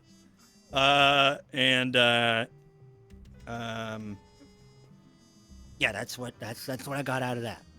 All right, we gotta evac out of here. I don't know. I think. All right, let's evacuate the Where'd scene. you We gotta let's get in secure the a house. car? Shotgun. I've secured transportation out of here. And I You need- get inside the car and turn on the engine. What happened to Sparks? Lenny's right there. You blind in one eye? Has anybody opened that door? He just Has hasn't anybody? spoken. I'm Is like that him? Tyrannosaurus I Rex. thought we let him in. I thought we just let him in. I'm gonna go to the door. No, I've been at the door this whole time. As we're leaving, It's just, it's like, Hold on, we got a bogey at the door. No, it's probably just a Lenny. Put your gun away. Jane, you open Here. that door. Say hello. I grab the door. I just go. hey, Gumble, come here. Yes, Sparks, what you got? Where have you been this whole time? I got a situation outside with your dog. I gotta Pabs, talk what have you about your done to dog. Pabs? Yeah. Hold on. And he tries to close the door and pull Gumble outside because he has no idea what the hell just happened inside. Yeah, he goes. So what's steps There's outside? He more looks to you. He says, "Hey, I think the lady's having an affair." Which lady? The lady, the wife. Ah, it's always the wife, just like I said. How do you know Yeah. this? Or is it just a feeling? There's a really awesome motorcycle in the garage, and it looks like it's brand new and it worked on really well. And there's no motorcycle tools in there, and it's some guy's name is inscribed on the gas tank. What's the guy's name? Stan Patterson. Stan Patterson. Well, I'll be damned. Do you know him? No. No, I don't. Oh, all right. I wasn't sure. That was a really weird response. I thought you might have had a run-in or two. Never heard of him. We gotta find Hoff, and we gotta find Patterson. We got. You mean Tim? Tim. You know Tim Hoff? I mean, did you Did you Wait. read the Are you Tim Hoff? No, it's his best friend. It was in the dossier. Did you read That's the right. dossier? I was testing you. You passed. Oh God, I passed. You got me. Oh my god. Okay, we gotta get out of here. We gotta find Hoff. We gotta find Patterson. I stopped the car. I'm dead. Ryder, Walsh, Martin, Sparks, get in the back. Martin, shotgun. We gotta evac out of here. ETA now.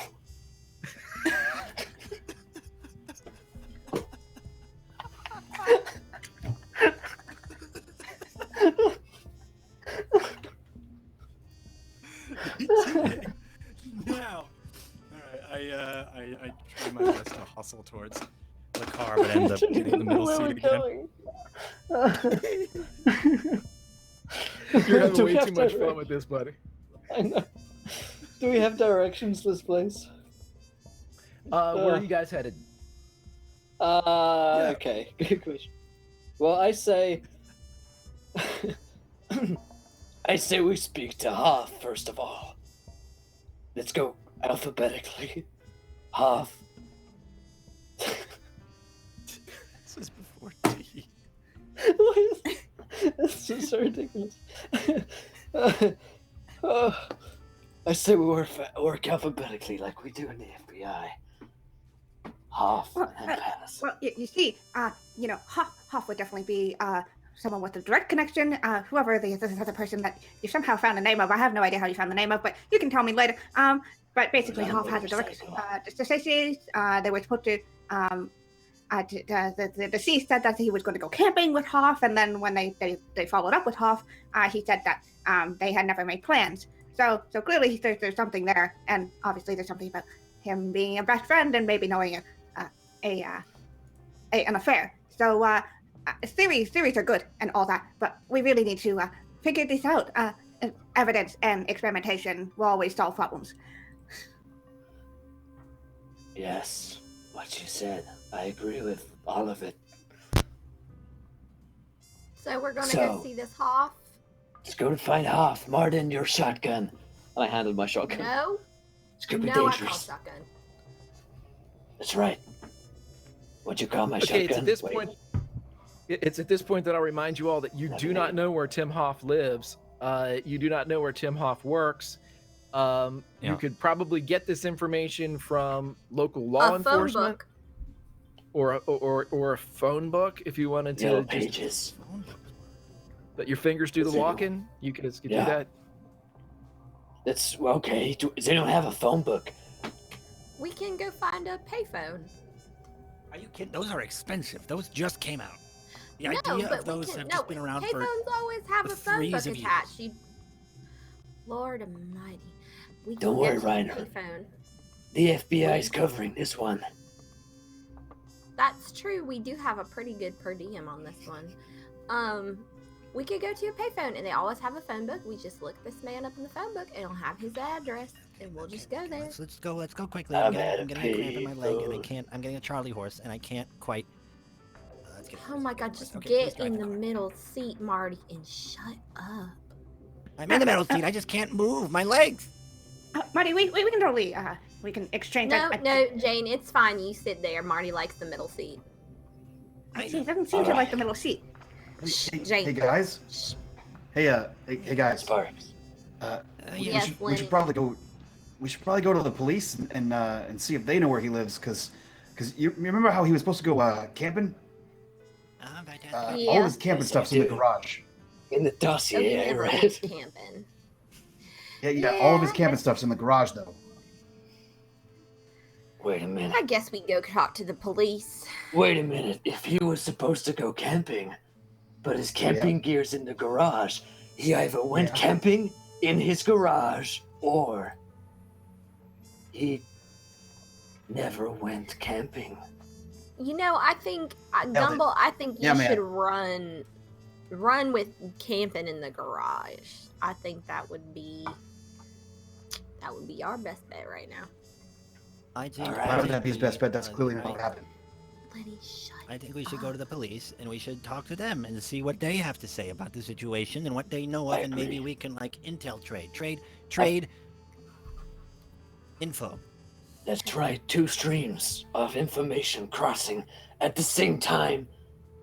Mm-hmm. Yeah. We'll cross our knowledge swords.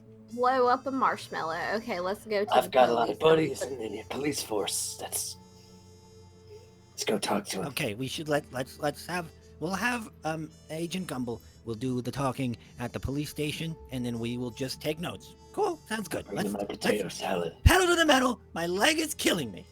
Pabs, hop in. And then I drive away. And the dog jumps right Okay. on Marty.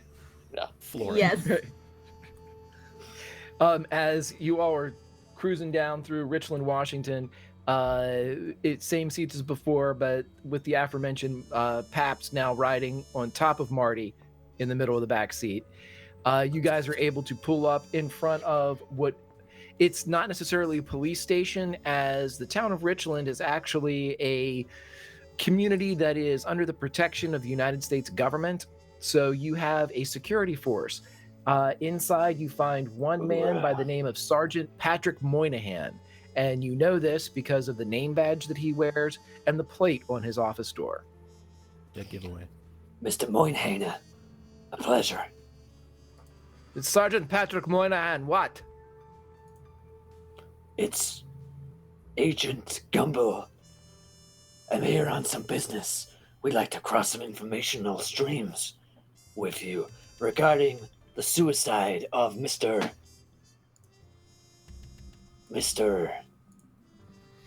George Stirwell? Stirwell. Yeah. That's right. You passed the test. What do you need here? You have some identification. Team. You the police chief? He's a security That's the police officer. He's not. Security. Yeah. I flash the badge. And what can I do for you? Agents. It's just. I turn back to the team. What do we need?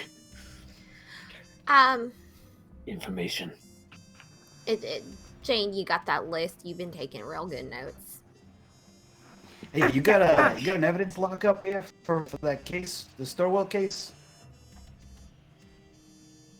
Wasn't much to it. Just the gun and the letter. And the Yeah. camping gear and the truck. Oh, the truck's in the impound, but the box of stuff we have here. And he goes down and he comes back up and he has like an old crate, and he puts the crate down, and inside, packaged in like an opaque plastic bags. You can tell what the clothing is, but anything that has been that wouldn't be clothing is in clear, either laminated plastic, which you find a note. And the gun itself has been sent away for processing of fingerprints and for the actual like forensics of, which back then was very, very slight, but had to be done in a lab, which they do not have on site here. So the shotgun is not present, but everything that he was wearing is. The truck itself is one in the impound, and they said that there's nothing in the truck that proved to be of any worth. But I will give you all. You mind if I go take a look at that?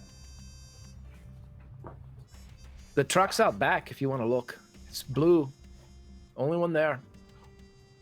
Blue truck. Gumble, I'm gonna go take a look at that. Security information. All right. I'll come with you. I'm not gonna stay here. Watch this play out.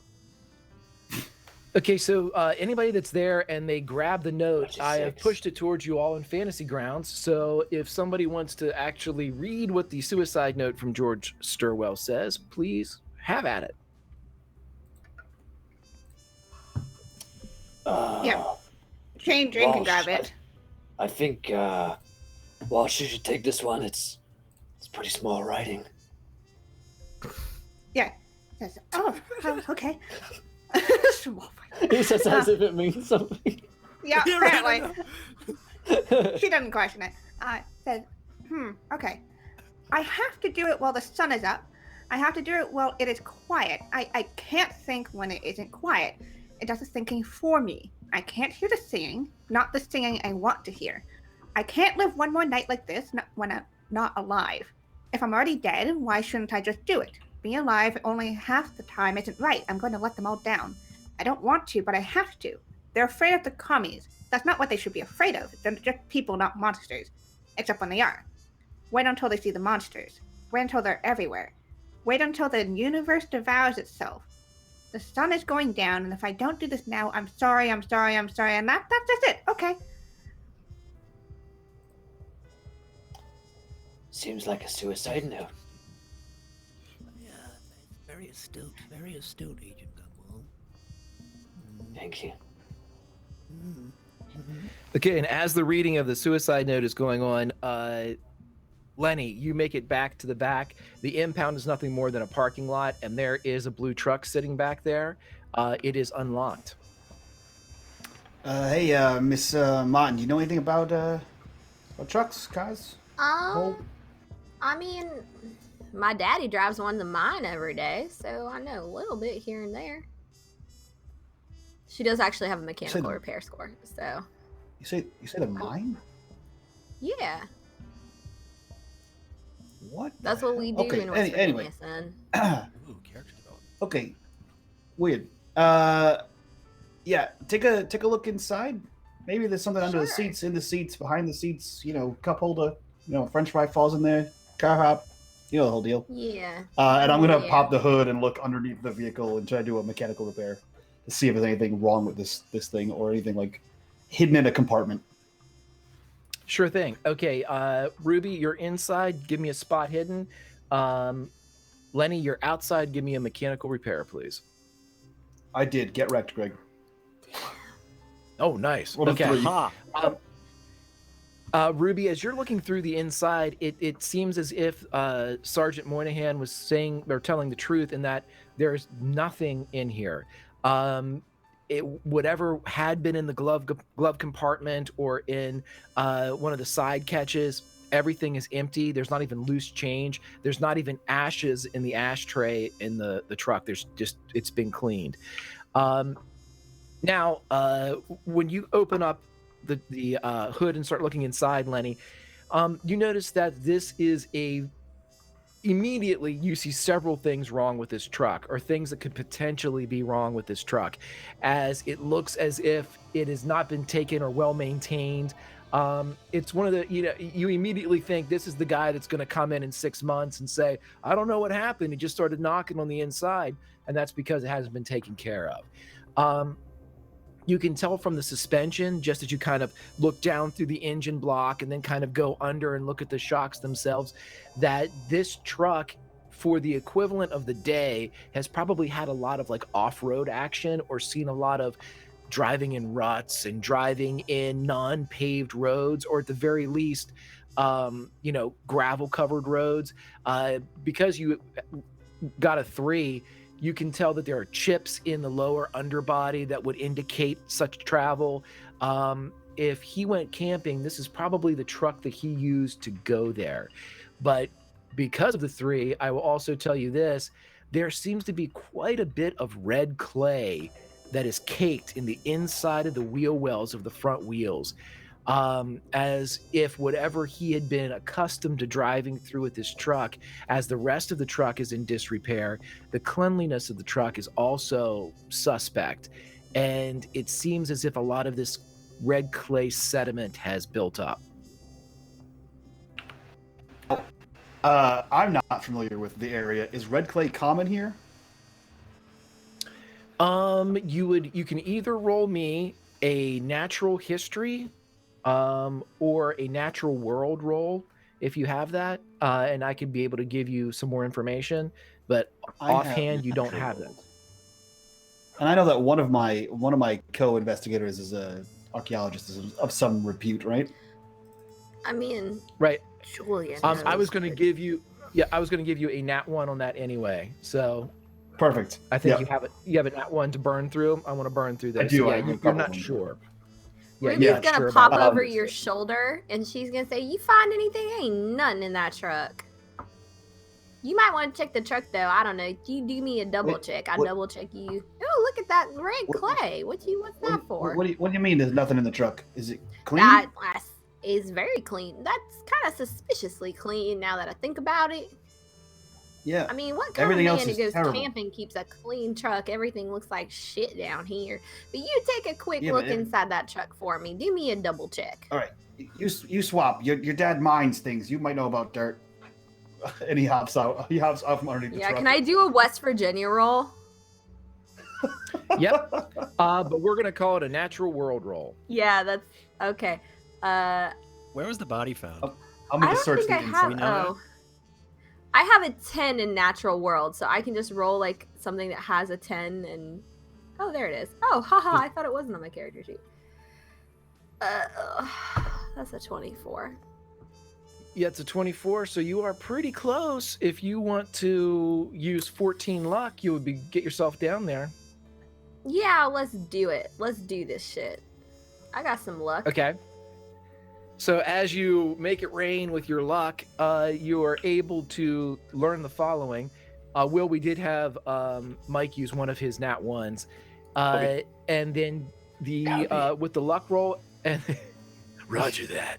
and Roger that. with the with the 14 luck having been spent, you are able to ascertain that the red clay buildup in the inside of the wells of the truck's front wheels indicates an area north of Richland, Washington.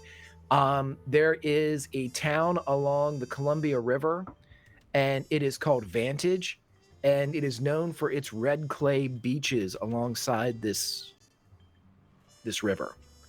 And so that would probably be your best guess. She's gonna pop back out from under the car and get obnoxiously close to Lenny. And she's like,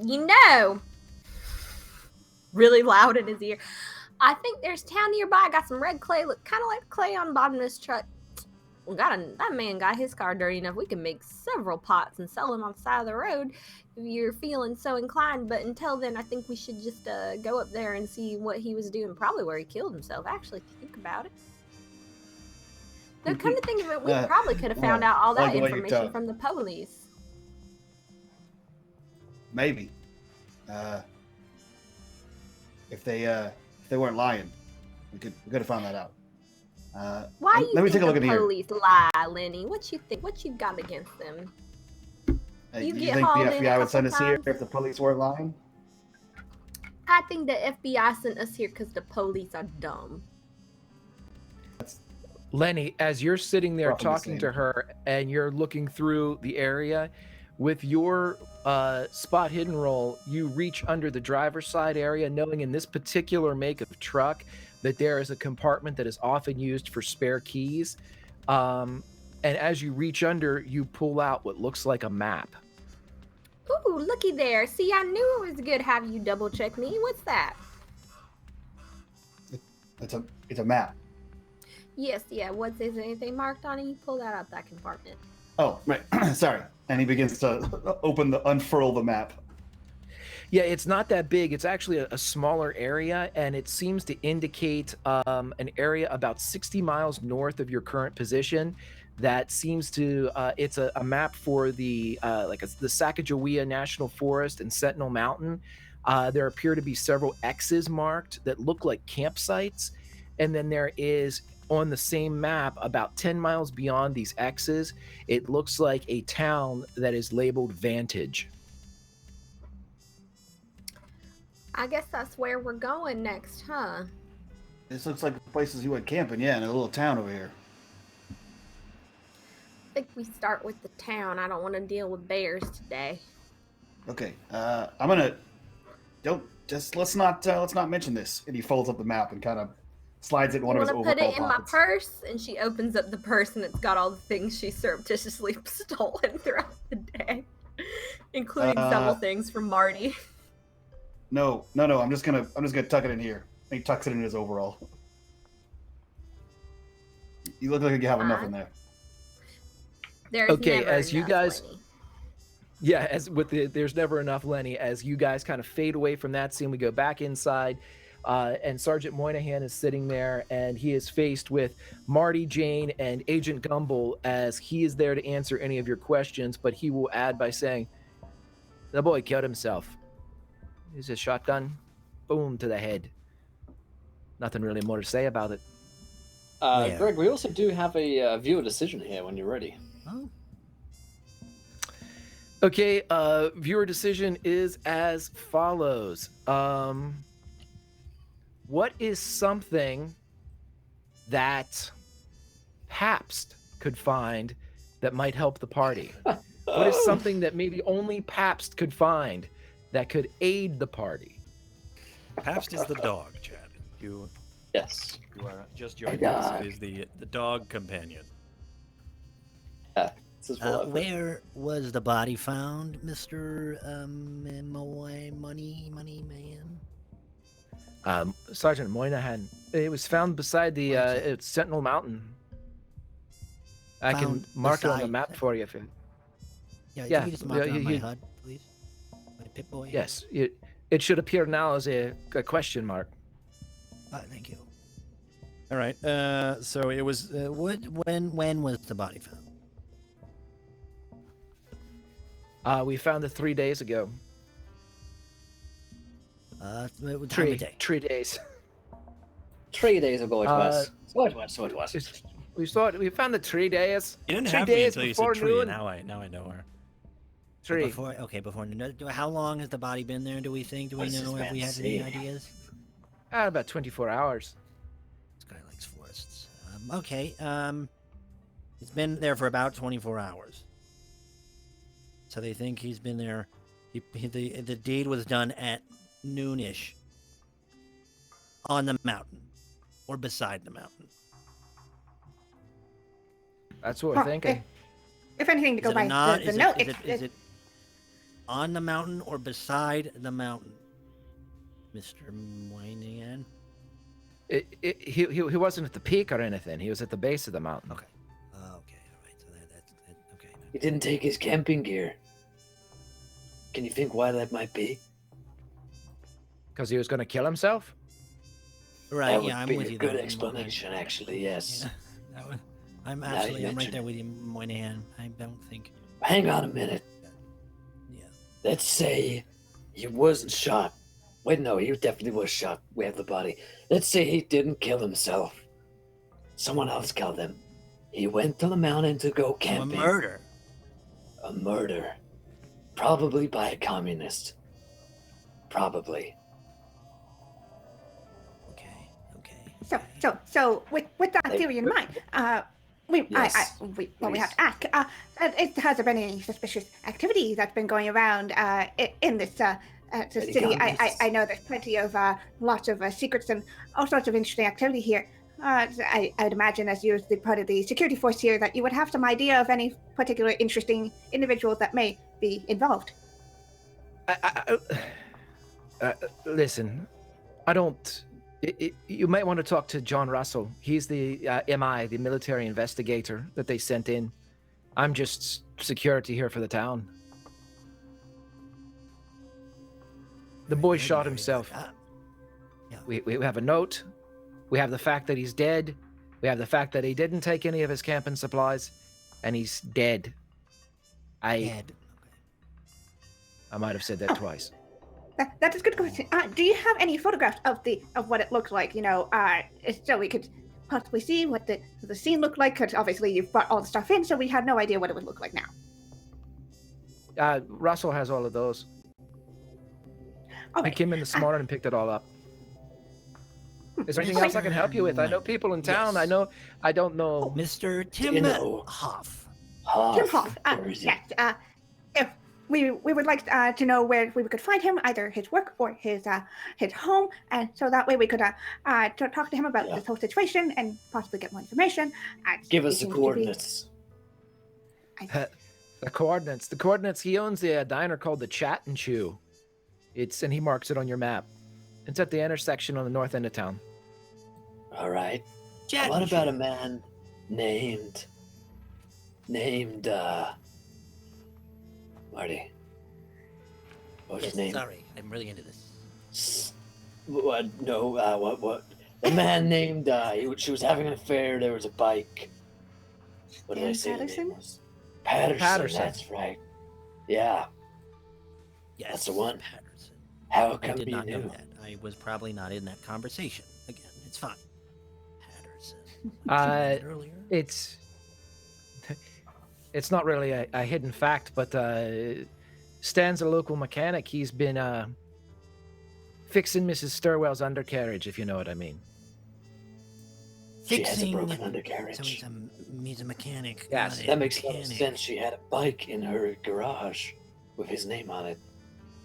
Is that another one? I haven't heard that before, but it's good. Bike in the garage? Oh, she legitimately had a bike in... Okay. What are you talking Yeah, about? it was a... I was thinking it was something to do with sex, but all right. Don't have to make this dirty, Moynihan, please. All right. Just because it's 50 doesn't mean you need You're to be a jerk about it. I'll write myself up. Please. Actually, no, don't. And so where does he work? As he's a mechanic, obviously, so there's a mechanical Somehow feel worse about repair this. shop. If you're going to Huff's, the Chat and Chew, it's right along your way. Patterson Garage. Great. Thank you so much. Yes. As long as it's on the way. He's sort of a prick. Just, fair warning. Good to know. Fair warning. Thank you. It seems that Miss Stirwell likes a bit of a prick. It sounds like it. Sounds like she likes more than a bit. Okay, you didn't have to take it to a dirty place again. Moynihan, please. I didn't. All right. I think we're done here, Mr. Moynihan. Trying to This is keep this unprofessional. professional. Sergeant. We're trying to get something out of you, and you're just trying to you know what? Let's not finish even this conversation. You're gonna turn it dirty again. I know. I would write you up, but I like you. And I also do not have time. But I or accept power this as a to. humor amongst our culture at this point in time, rather than actually anything serious, which it probably will be in the future. But right now, I think it's probably fine and acceptable for us as a society to just let this slide. I think we've saved lives here today. I think so as well. We did the Lord's work, gentlemen, for America. Let's go. Let's find America. Let's recon with Ruby, Williams and Martin. Ruby, I wasn't in the house, but every time I leave somewhere, I feel like you guys made someone mad. Yeah, something I'm learning. Negative, most soldier. of the people that we brought with us today, their parents just didn't, man. And we're not real good at this. They just didn't. They just I think they stopped when it came to social skills. Yeah. I'm not picking up what you're trying to say here. Do you guys get any information over there? Yeah, there's the chat and Chew, which is. Oh, I'm sorry. You first. No, you go, Marty. Yeah, it's so the chat and Chew is probably the. Oh, I'm sorry. You first.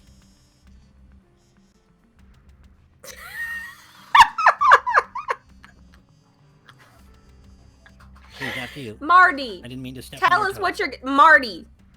Yes. Tell us what you're gonna tell us. Absolutely. So the Chat and Chew is owned by Mr. Tim Hoff. It's like a bar or something up north. And on the way, Mr. Patterson also has some sort of like mechanic shop or something. He's a bit of a prick. Be careful or something. That's how we got out of it. And also the security guy in there is quite rude. So that's what I got out of that. So we should probably talk with Tim. And I was thinking we would talk with Mr. Hoff, the best friend or good friend of Mr. George Stirwell, about his job and the stresses that he would probably tell someone who was close to him. And if it is actually, if it's actually someone who's close to him, he'd probably let him know the information, or at least blabber about whatever it is that he meant in this cryptic suicide note. So all right, sounds good to me. I think we might have had better Sergeant information. Ireland or Scotland or whatever he was going for. It was Moynihan. Moynihan, Sergeant Moynihan. was- Thank you he very was much French. for your time. Can we take? Yes, He was clearly. French. Yeah, I know. Lots of them are. Can we take this note thing with us? I put it in my purse. It'll be safe there. Were we allowed to take the note? Because if not, Jane would have written it all down. Yeah, you can take it. You can copy the note, but you cannot take the note with you. Okay, yeah, it's all copied down into her little notebook that she has. Good. Let's get in the car. I will tell you about the nothing we found when I am sitting in the front seat. Yep, I've secured an evac out of here. Question. Congratulations, Agent Gumble. Have they? Did You guys they are fingerprint able to that get- note? Wait, what? Why don't they just? Why don't we get them to fingerprint the note? If they fingerprint the note, then we know that he wrote it. What if someone else wrote it? Hello. Well, that's real Murder. good. Could we take the note here, Sergeant Ireland? Oh, that is. Can we, has the wife confirmed for you that this is his handwriting? You showed her this. I mean, Ah, you she didn't, sure did, lassie. Yeah, that's Scottish. Sergeant Scotland. My apologies. You know y'all. I think he's just General Europe. Apologize. Right. Sergeant Moynihan, did you show the note to the wife? Yes. No. Yes, and she confirmed that is his handwriting. Yes. Well, that's good enough for me. Even though she's getting her cat petted by that man that runs the thing. Yeah, okay. Here's a cat. Did Didn't you notice it. That's a good one. Yes, it is. No, it is. Henderson did you is get this also a tested? wildlife expert. you see him writing down something. Write it down. Did you fingerprint this? See if anyone was with him. Maybe he wrote this note under duress. No, we figured the gun would show up anything. Did you find the gun? Okay. So the FBI has fingerprinting facilities. Can we take this with us, get it fingerprinted for our own peace of mind, or maybe you do it for our own peace of mind, save us a little bit of hassle? If Lieutenant John Russell says you can, I'm sure he can Lieutenant procure John it Russell. for you. Where is he from? He's from here. Oh, good. Good. That'll be refreshing. Where's he right now? Where Marty? Where's Lieutenant John Russell? What? You took notes. I have no. Does it look like I work here? I am not from this area. I've been with you this whole time. You were a How would I know where this diligent person is? note-taker. Jane, did you take notes during this? I did. We did not pursue the whole thing about Russell Did he because we say were. where? Not at all. Did he say No, where he Russell didn't. was located? No. No. He's okay. at the Gold Hanford star site. for Jane. Marty, you get a 0 in the class today. Where's Russell He's located? at the nuclear power plant. Ah, that's good to know. We'll go there. Thank you, sir, for your time. Enjoy the rest of your day. The coffee looks cold. Goodbye. Bye. I assume we're getting in the car and going somewhere. I don't know. Chatting you. We just have to wait until we're going. Where are we going, Marty? Where did you want us to go? You have the map, and you will let no one else. Chattanooga. Chattanooga. That is in Tennessee, my friend. Where are we going? Hey, Well, can we? you had the can we Chattanooga have joint. I was making a get joke, out a here? pun about where. What was that? Yes, let's not do jokes again. How about that? Can we get out of the police station real quick? Wait, what? Wait, what, real quick? Is that okay with everyone? What? All right. Cool. I think we have somewhere else to go. Yes, Lenny found things. Lenny, tell him now that we're far away from Where? the prying eyes and ears of the sergeant from the place. Yeah. Lay it on me, I don't bro. think he went camping. He drove like an hour north to a small town over there. It's a town called Vantage. This Why is would you true. Why would he? No, I know. Why would he do that? We should find out why he would do that. Yeah, but Is why would Sendal he do Mountain that? near Vantage? Is that Sentinel Mountain, where the site of the suicide is 10 miles south of Vantage, Oh. which is 60 miles north of where you are. All right, that's far. Let's first of all stop off at the engineer shop, then the Chat and Chew, and then Vantage. 1, 2, 3. We hit 3 sites. We move in. Do we Everybody not need stay to go frosty. talk to the sergeant at the nuclear power plant? Where is the He's actually a nuclear power lieutenant. plant? He's a lieutenant. The So yes, lieutenant at the nuclear power plant. Is that along the way to Vantage? Lord, if I know, Marty does not let a damn If it's soul on the touch way, that we map. can do it. But I don't think we can do it. If it's not on the way, we're going to have to route back around. I think it's probably best if we just stay in a straight shot. Guys. Yes. I don't want to Yes, sound Lenny. like a crazy. I don't want to sound like a crazy nut job here, but the cops and the lieutenant, they're the ones that immediately said, "Hey, this is a suicide," and then they just stopped looking into it at all. Maybe they're the Well, ones that are doing admittedly, the he cover-up. wrote down that he's going to kill himself like 9 times if I'm looking at Jane's I notes don't right. know. Is I that understand. correct? How many times he write down he wants to kill himself? Right? No, I get it. But what I'm saying is, if they think it's a suicide and they escape, then they don't know anything. Moynihan That- seemed pretty airtight to me. Yeah. A lot of I things bet the seem lieutenant can be airtight worse. to you, Gumble. but I think I agree with. Things made a lot of sense. I think I agree with Lenny here. Theories are great and all, and you can have evidence that leads to one theory, but if you don't explore the other options, then you just end up falling into a fallacy. I don't like that. I don't know if you're agreeing with me or not. Oh, Yeah, actually, I want you to pretend like you were talking to normal people. look. If we don't explore the other options, then we potentially could make a mistake. I'd like That you is to true. talk as if you were speaking to a 5-year-old. Hold on, wait. Let me try this. Look, the suicide note had a lot of crazy stuff in it, and it didn't sound like there's a dude banging my wife. I'm gonna end it all, right? So probably the dude banging his wife didn't kill him. Well, maybe. I mean, if he is surreptitiously banging this man's wife, maybe. I don't maybe think. he's I don't not- think. I think he was repeatedly banging her beforehand. It sounds like Yes, I everybody know. knew. Like, I'm just gonna say, if you're banging someone's wife, you gotta know what that someone is doing, so you can commence with a banging and not get Yeah, look, caught. hold on, wait, look, here, look, and he Yes. pulls up a map and George? he kind of unfurls it again. Look how often this guy goes camping. You saw how much mud was under his truck. He was gone all the time. Maybe There it was a wasn't- great That's probably a deal part of of his mud. job. There was Are a you pottery saying- barn's worth of mud under there. Sparks, His job are was you as saying, engineer. wait, are you saying that the Yeah. person having an affair with his wife was him? No, No.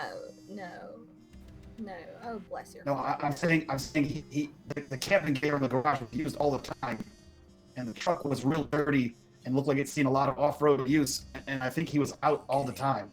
I don't think he was. Okay, Gave the I mechanic think that ample he time is to bang his saying- wife. that's also another theory. I maybe. think he is saying the banging of the wife is a red herring. Is that what you are saying, Lenny? Okay, I mean, I don't know about fish, but I mean, I don't think Red that the guy killed his herring wife. is a literary device. Mrs. Christie uses it a lot of times. Wait, If you have did ever write read any of it? her books, she's not American, Agent Gumbel. You will not know who she is. There's a rogue literary device around here. Look out. Better look out. Listen, what I'm trying to say is the Hoff guy didn't know he was going camping, and the mechanic Everybody check the foreshadows. everything he was at the mountain or at Vantage. I think he kept going to family reasons. Someone has to know him out there. That's important. Right. Not the dude banging Yeah, his I'm wife. with you there. Okay. Right, I but think we also that- have to remember the dossier. The dossier says that it says that something is watching, and he left a letter, Yeah. and he says notes about it's sleeping. So we have to figure out what he's been studying, and we need to figure out Right. why he's been going to the mountains and what So is what you're saying- Right, but what convincing he's him. been studying is We in need the to get to mountains. those mountains. Right, that's what I'm saying, and that's why we have to talk to Tim Yes. Hoff about what Why he's didn't you doing just and what's say stressing him that, out and why it's Sparks? happening. Why didn't you just say So- it Tim Hoff before, didn't know he was Sparks? It going would have been so camping. much easier. But Tim Hoff is How do we know that his Tim Hoff for doesn't know land. Tim Because Hoff. he Yeah, said- I he said it kind in of the agree doc- with Marty. The Because he mountain said it might in be the Oh, the mountain might be a code Oh, shit. name for Hoff or someone else. Either way, we need to get to the mountain, see what's going on there, see if there's any goddamn communists around there, and kill them, and or find out if any of them are banging her, and or him, even though he's dead. Wait, what? In which case, even worse, necrophiliac. Yeah, So in Exactly. that I mean, case, it's the worst drive to the kind. mountains. That's right. I want an Commie extraction dancer, team the worst. over there, stat ETA as fast as possible. Okay, so drive to the mountains. ETA ASAP. I think, yeah, I mean, It's just Here's the letters at this thing. point. It's just letters. ETA ASAP. It takes longer to decode than it actually does to say it. Let's get to those goddamn mountains. And he starts driving a Cadillac. Marty, Okay, you I have think the we should map. probably stop off and talk to Mr. Hoff about what's been stressing him out. Doesn't need to be talking about the mountain or his excursions there, but just how work has been for him. I think that is worth a brief stop. We can get some snacks. Everybody seems a Thank you. little bit hangry, myself included. And we can, Jane takes such Coca-Cola. lovely notes, so she can be our scribe for this one. And I'll distribute I think we rations. stop off, we find out what's bothering this man, so we know what to look for when we get up to the mountains. Does that sound okay, Lenny? You think that sounds good? Gumbo I think starts that sounds handing great. out Thank you potatoes. for agreeing with me. Gumbo, go to that chat and chew. Handing out Charleston chews. All right, Chen Chu, let's go. Okay, it takes you guys just about 20-25 minutes to drive up through town. At this point, it's kind of late afternoon. You're looking at 4:30 ish. So as you oh, did we get the viewer decision to come through? Oh, cool, got it. We did, Okay, yeah. yeah, It's that's what I in thought. the chat. You got it. Okay. So I as you figured it already guys happened drive because it up to actually the came up. as you guys drive up to the Chat and Chill, it's just a straight typical 50s diner. Long silver windows all along the front, neon that kind of flickers in sequence, chat, in, chew, and then starts back over.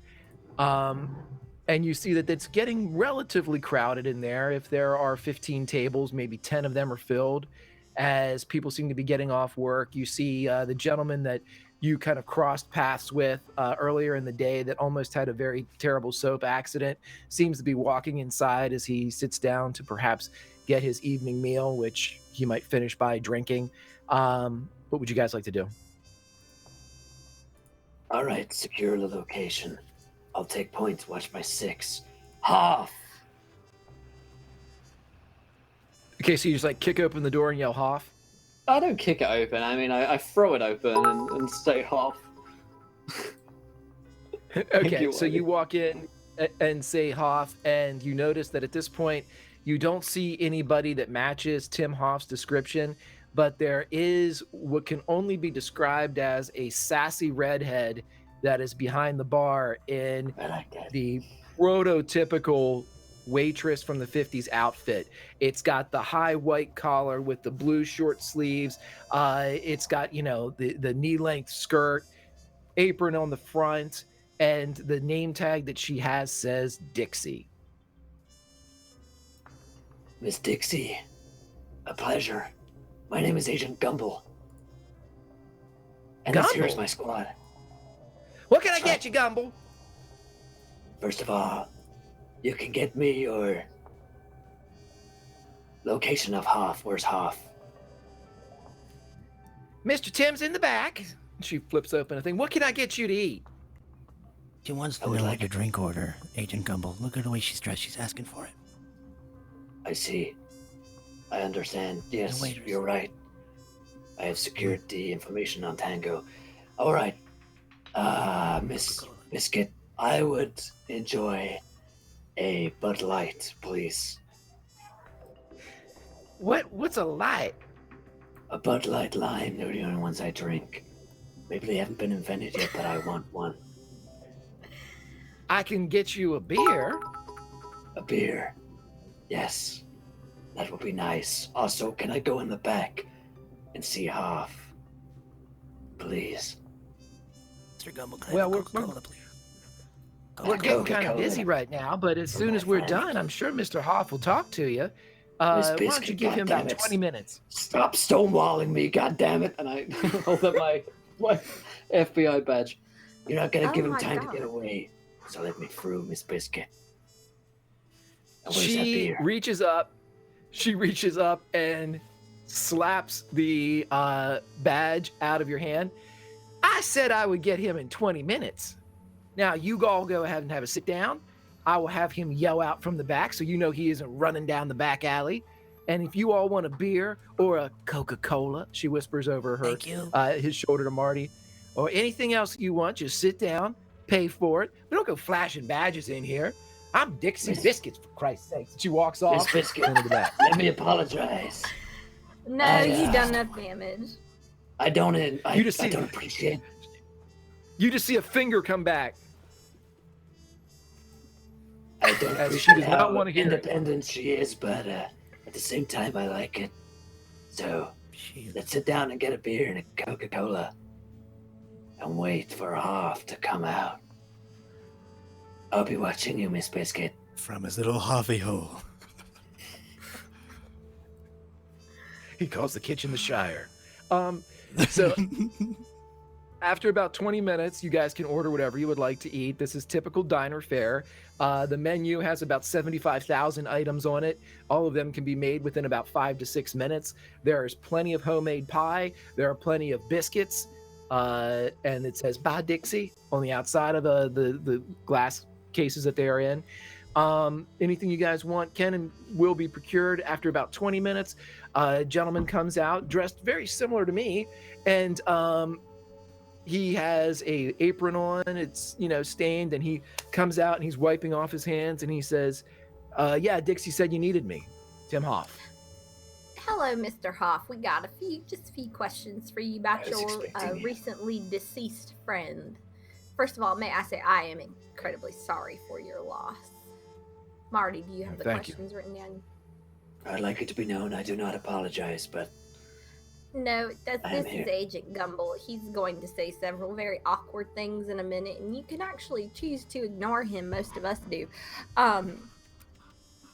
Can you tell us, we're kind of investigating into his death. His wife said he was dealing with a lot of stress at work and that you were his friend. Did he talk to you about what was stressing him? No, he didn't say anything about it, but we went camping the weekend before he passed, and he wasn't himself. He was waking up in the middle of the night, and he took a shotgun with him, and he shot a deer in the middle of the night, and he said he was night hunting. It wasn't like him. It wasn't like George. He was off. He wasn't right. Was he taking anything at all? Did he drink anything before this, or is it just No, George never drank. Wacky old George. Okay. Nah, it was nothing. He never acted that way before, though. Yeah. Hey, and he never did that. Participate in this night hunting. No, I was asleep. I woke up with the shot. Oh.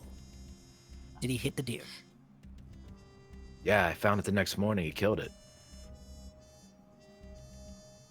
It's tough to kill a buck like that with a shotgun. Did he hit it? Was it through the eye? Did he hit it in the torso? Where did he hit the deer? Night hunting seems like it's pretty hard. Well, it's tough to bring down something with a shotgun unless you're close, and he took off the whole. Christ, he just opened up the whole neck of the thing. He must have been right on top of it. I don't know. Hey, where were you camping exactly? There were several questions that were asked there. I will try to focus on one of them at a time. You, and he points to Lenny. What was your question? How many times are you with him? How many times do I go camping with him? Mm-hmm. We would go twice a month. He loved it. It was. Christ, I like to go camping and everything, but to George, hell, he loved looking for those arrowheads and going up and seeing those petroglyphs. If I showed you a map, would you know which places you went camping at with him? Yeah, absolutely. And Lenny pulls out the map and unfurls the part that has the X's marked for different campsites. Do you know which ones of these you two went to? Yeah, we went to all of these, and he points to one that's kind of second from the left. That's the one where they found him. And he'll circle that one. But there's none on here that you didn't go to. No, these are all ones that we went to. These are all our normal sites. And then he points up at Vantage that's marked on that map, and he goes, this is where he would always drive up to see those petroglyphs. They look like cave drawings on the wall of the Columbia River. It was, I mean, they're neat, but I mean, George would look at them all the time. I mean, there's only so many times you can see stick figures, but... Did you know when he started acting weird? Let that slide. There's not so many times you can see stick figures. Well, potato. But did you know when he started acting weird? Was it when he found the stick figures? Speaking of potatoes, no, for my French fries. Mr. Dixie, Tim Hoff. French fries for the little skinny kid. Waffle fries. About 2 minutes later, Dixie comes out with shoestring fries and then turns right back around, starts muttering when she hears the waffle fry comment, goes back. 2 minutes later, comes out with waffle fries. Ruby's gonna eat the She puts- shoestring fries. Sure. You guys have plates of food. No, I don't know exactly when he started acting strange. It was kind of a gradual thing. He's been under a ton of stress. I mean, he's singing with all the time with the Neutrons and that Richland Music Society, and going camping all the time with me, without me. Then he's working 50, 60 hours a week. Yeah, mean, and then there's the guy banging his wife. There's the guy banging his wife. Who was it? Who was banging his wife? Hoff. No, we covered that. We've already talked about this. That's right. Just Patterson. double check it. Patterson. You passed the test. Your information is good. The intel is secured. Don't worry, waffle fries. They're pretty good as well. Be sure to secure Good. All right. the package. All Yeah, right. did she secure Anything the else? package? Greg, where did you say that the band played? You're asking him? He was. Yeah. George was a singer. I don't know if anyone told you that, but George was a singer. He sang with his a cappella group, the Neutrons, a bunch of guys from work, and then with the Richland Music Society. Now he's singing with the angels. He says as he thinks that that's an appropriate comment to say at this moment.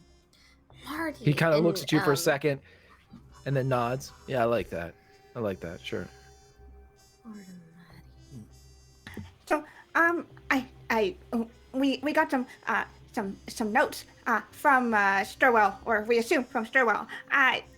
He seemed to be talking about things like monsters. Is that something that he ever mentioned to you at all? Talked about? No, nothing. I mean, he was off, but he didn't say that. Someone was looking. What are you asking? Oh, in the note that he left behind, he said something about we shouldn't be worried about comments. There's something else. There's something about monsters. And so I don't know if that's supposed to be a figurative thing or if that's actually supposed to be some creature out there. So I was just wondering if he had ever mentioned anything like that before. They didn't let me see the note, no, but he never said anything about monsters. What did he say in the note? And she'll open up her notebook to where she transcribed. You see that Tim reads through everything, and you can tell that he seems a bit disappointed when he finishes it. Yeah, he wasn't thinking about nothing.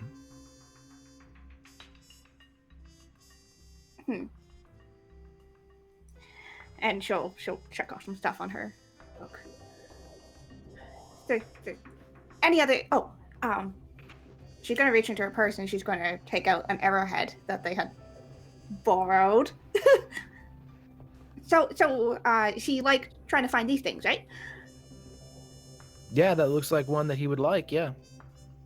So where would we normally find these things?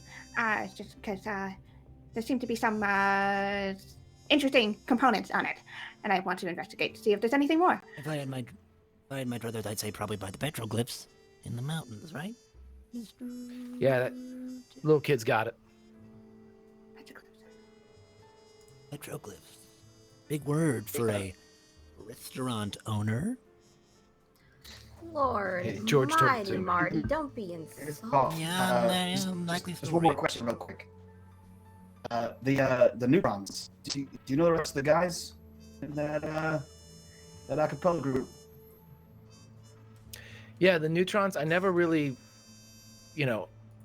met him. He never really shared exactly what they did. He had fallen out with them a bit. He was singing more with the Richland Music Society. But let me hold on a second. He goes into the back, and he comes back a minute later, and he has a name written down on the back of one of his like partial menus. It's like a coupon type of thing, and there's a name of a Dr. Knackworth written down, and he says this is a guy that George used to work with.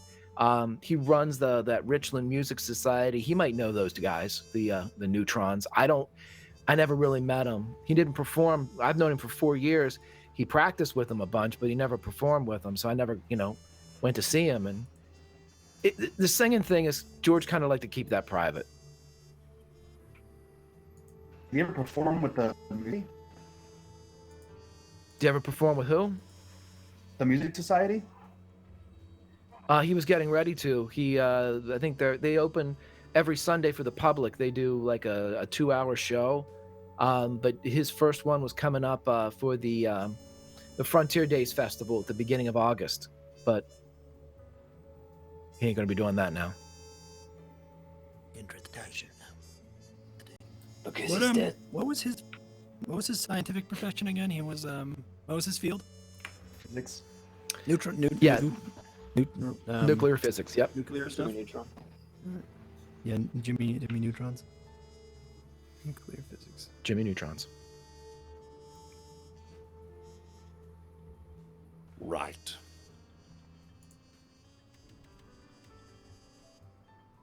I think we have all the intel we need, agents.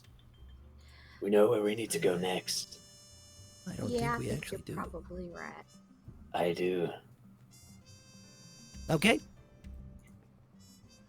Thank you, Hoff. I like Yeah, the yeah. beer. Hey, come around back. Why? And he kind of leans close to all of you guys. Just drive around back. And he gets up and Alright. walks to the back. Cabinet that would probably Dixie, work. can I might get have these in a clues. to-go container? Yeah, Dixie comes up. You want a what? A to-go, can you put them in something and I take them to go? You're gonna take the It's food and gonna leave?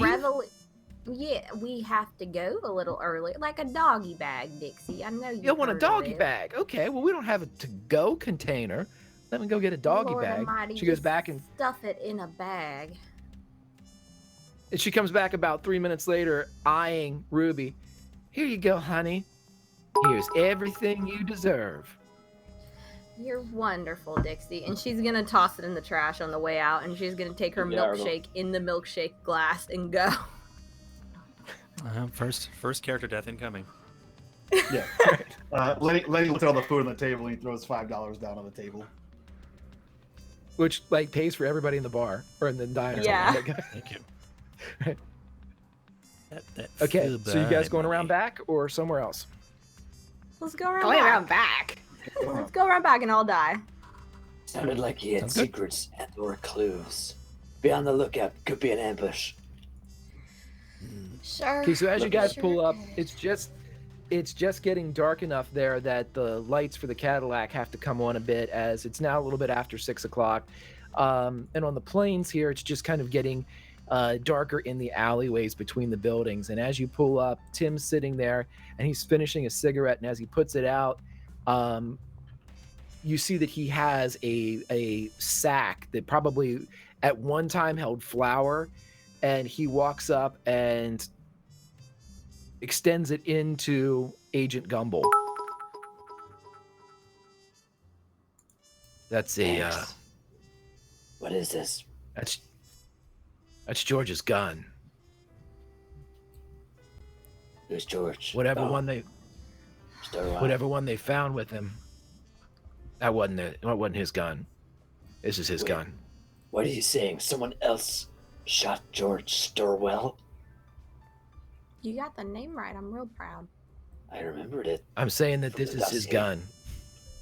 And he pushes in a very worn but very sturdy looking shotgun, as you have been bequeathed with the viewer decision suicide shotgun. Okay. And Now, What as if it wasn't he a goes suicide? Now, as he goes in now we're screwed. as he goes into the back of the diner,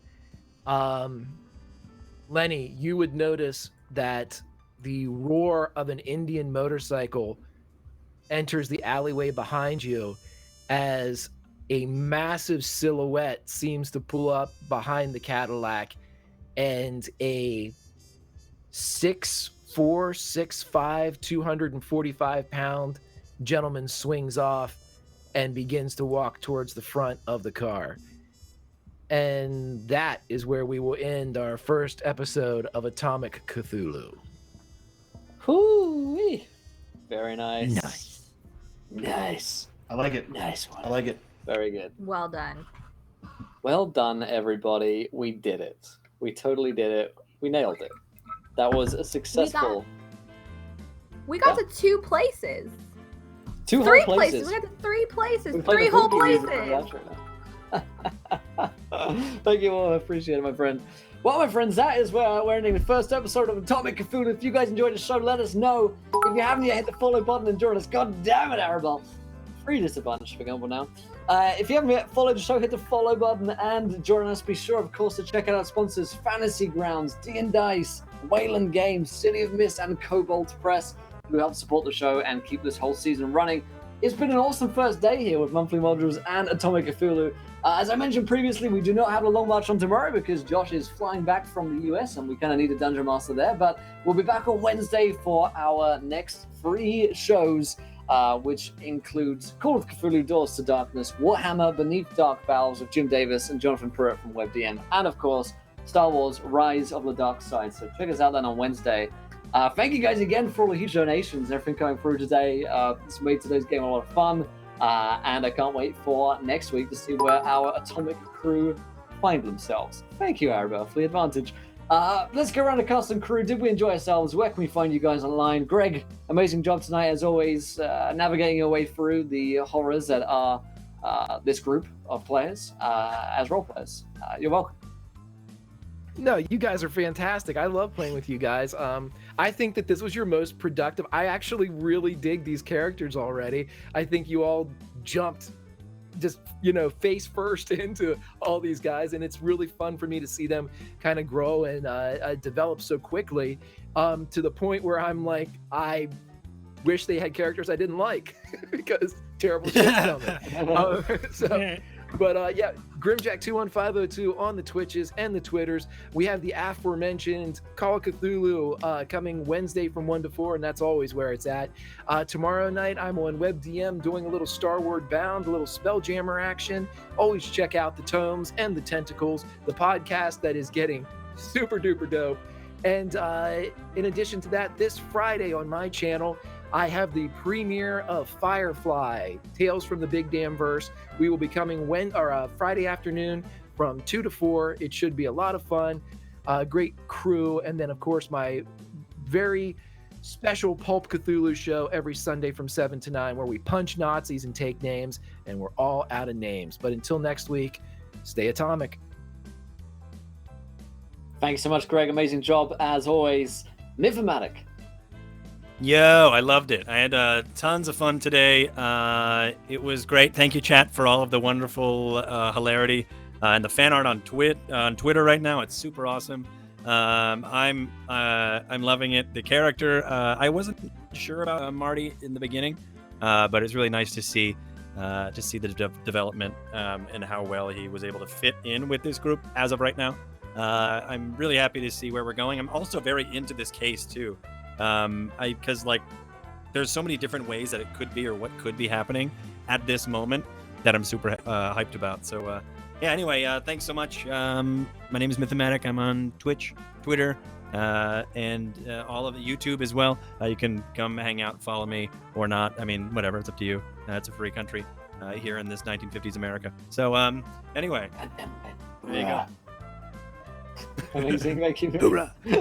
Hoorah. Kiana. Oh, that was so much fun. Getting to play with a fat pack, I was like, I know there's going to be shenanigans, but man, there were some shenanigans. I'm enjoying the characters so much. Playing Jane has been interesting because I'm just like, she had no self-awareness, she's just going to go and do things. And talking at 500 miles per hour is always fun. Yeah, so I'm super excited to see where this goes, especially considering all the leads we have. I have been diligently taking notes on all of those, so I have that. Jane and I have been doing that, so that's cool. So yeah, until next week, you guys can find me over on Twitter at KinaS, where I talk about all things life, D&D, tabletops, all that fun stuff. If you'd like to hear me talk about tabletops, I'm on a podcast called Lady Slaying that releases an episode every Sunday evenings. You can find us on Twitter at Lady Slaying. Tomorrow, I'm actually playing with Greg over on WebDM doing Starwood Bound, which is super fun. And finally, I have a premiere of a new show I am on called Life on Mard, starting Fridays. It's bi-weekly, and it's on twitch.tv/offthetable. And the premiere episode will have Matthew Mercer as a guest player. So I got to play with Matthew Mercer. It's going to be awesome. Cypher system game. Super cool. But I'm super hyped for where this goes and how our characters are going to die, because they're going to die. Thanks so much, Kiana. That's awesome. And Mike. I'm excited. Despite the internet trouble I've had the entirety of the day, the game was a blast in the 50s. I'm immediately in so I can't wait to see how this goes. Yeah, and if you want to see me in better quality, unfortunately today, you can come see Unmade Gaming on all things social media. Amazing. Unmade Gaming, quality guaranteed with every robotic message. Blend out, just dance. Just blend it out. Just blend it out. And last but not least, Jules from Dungeons and Dragons. This was so much fun. I'm pretty content to have like the whole episode have been Greg hitting on myth the whole time. I love that. That was my favorite part. This was great. No, this is a lot of fun. You guys can find me on Twitter at Julia_Rosa, and Monday night's new episodes of Dungeon Drunks come out. The newest one is out right now, so you should find it wherever you get podcasts, so probably iTunes. Good stuff. Well, everybody, thank you for joining us again today. Same time every week, of course, for Atomic Cthulhu, 4:30 p.m. Eastern every Monday. We can catch it later on YouTube, be it later this week or early next week, depending on how that goes. But next time you see me live is on Wednesday. But in the meantime, there's all the podcasts you can listen to. Oh, check out the new website as well. Looking nice and sexy, EncounterRoleplay.com. A bunch of new articles up there from writers every week. Man, this is awesome. First day of season 2. Looking forward to the next one. Until next time, my friends, try not to throw too many nat ones, because we'll only be here laughing when you do. Good night, everybody. Bye.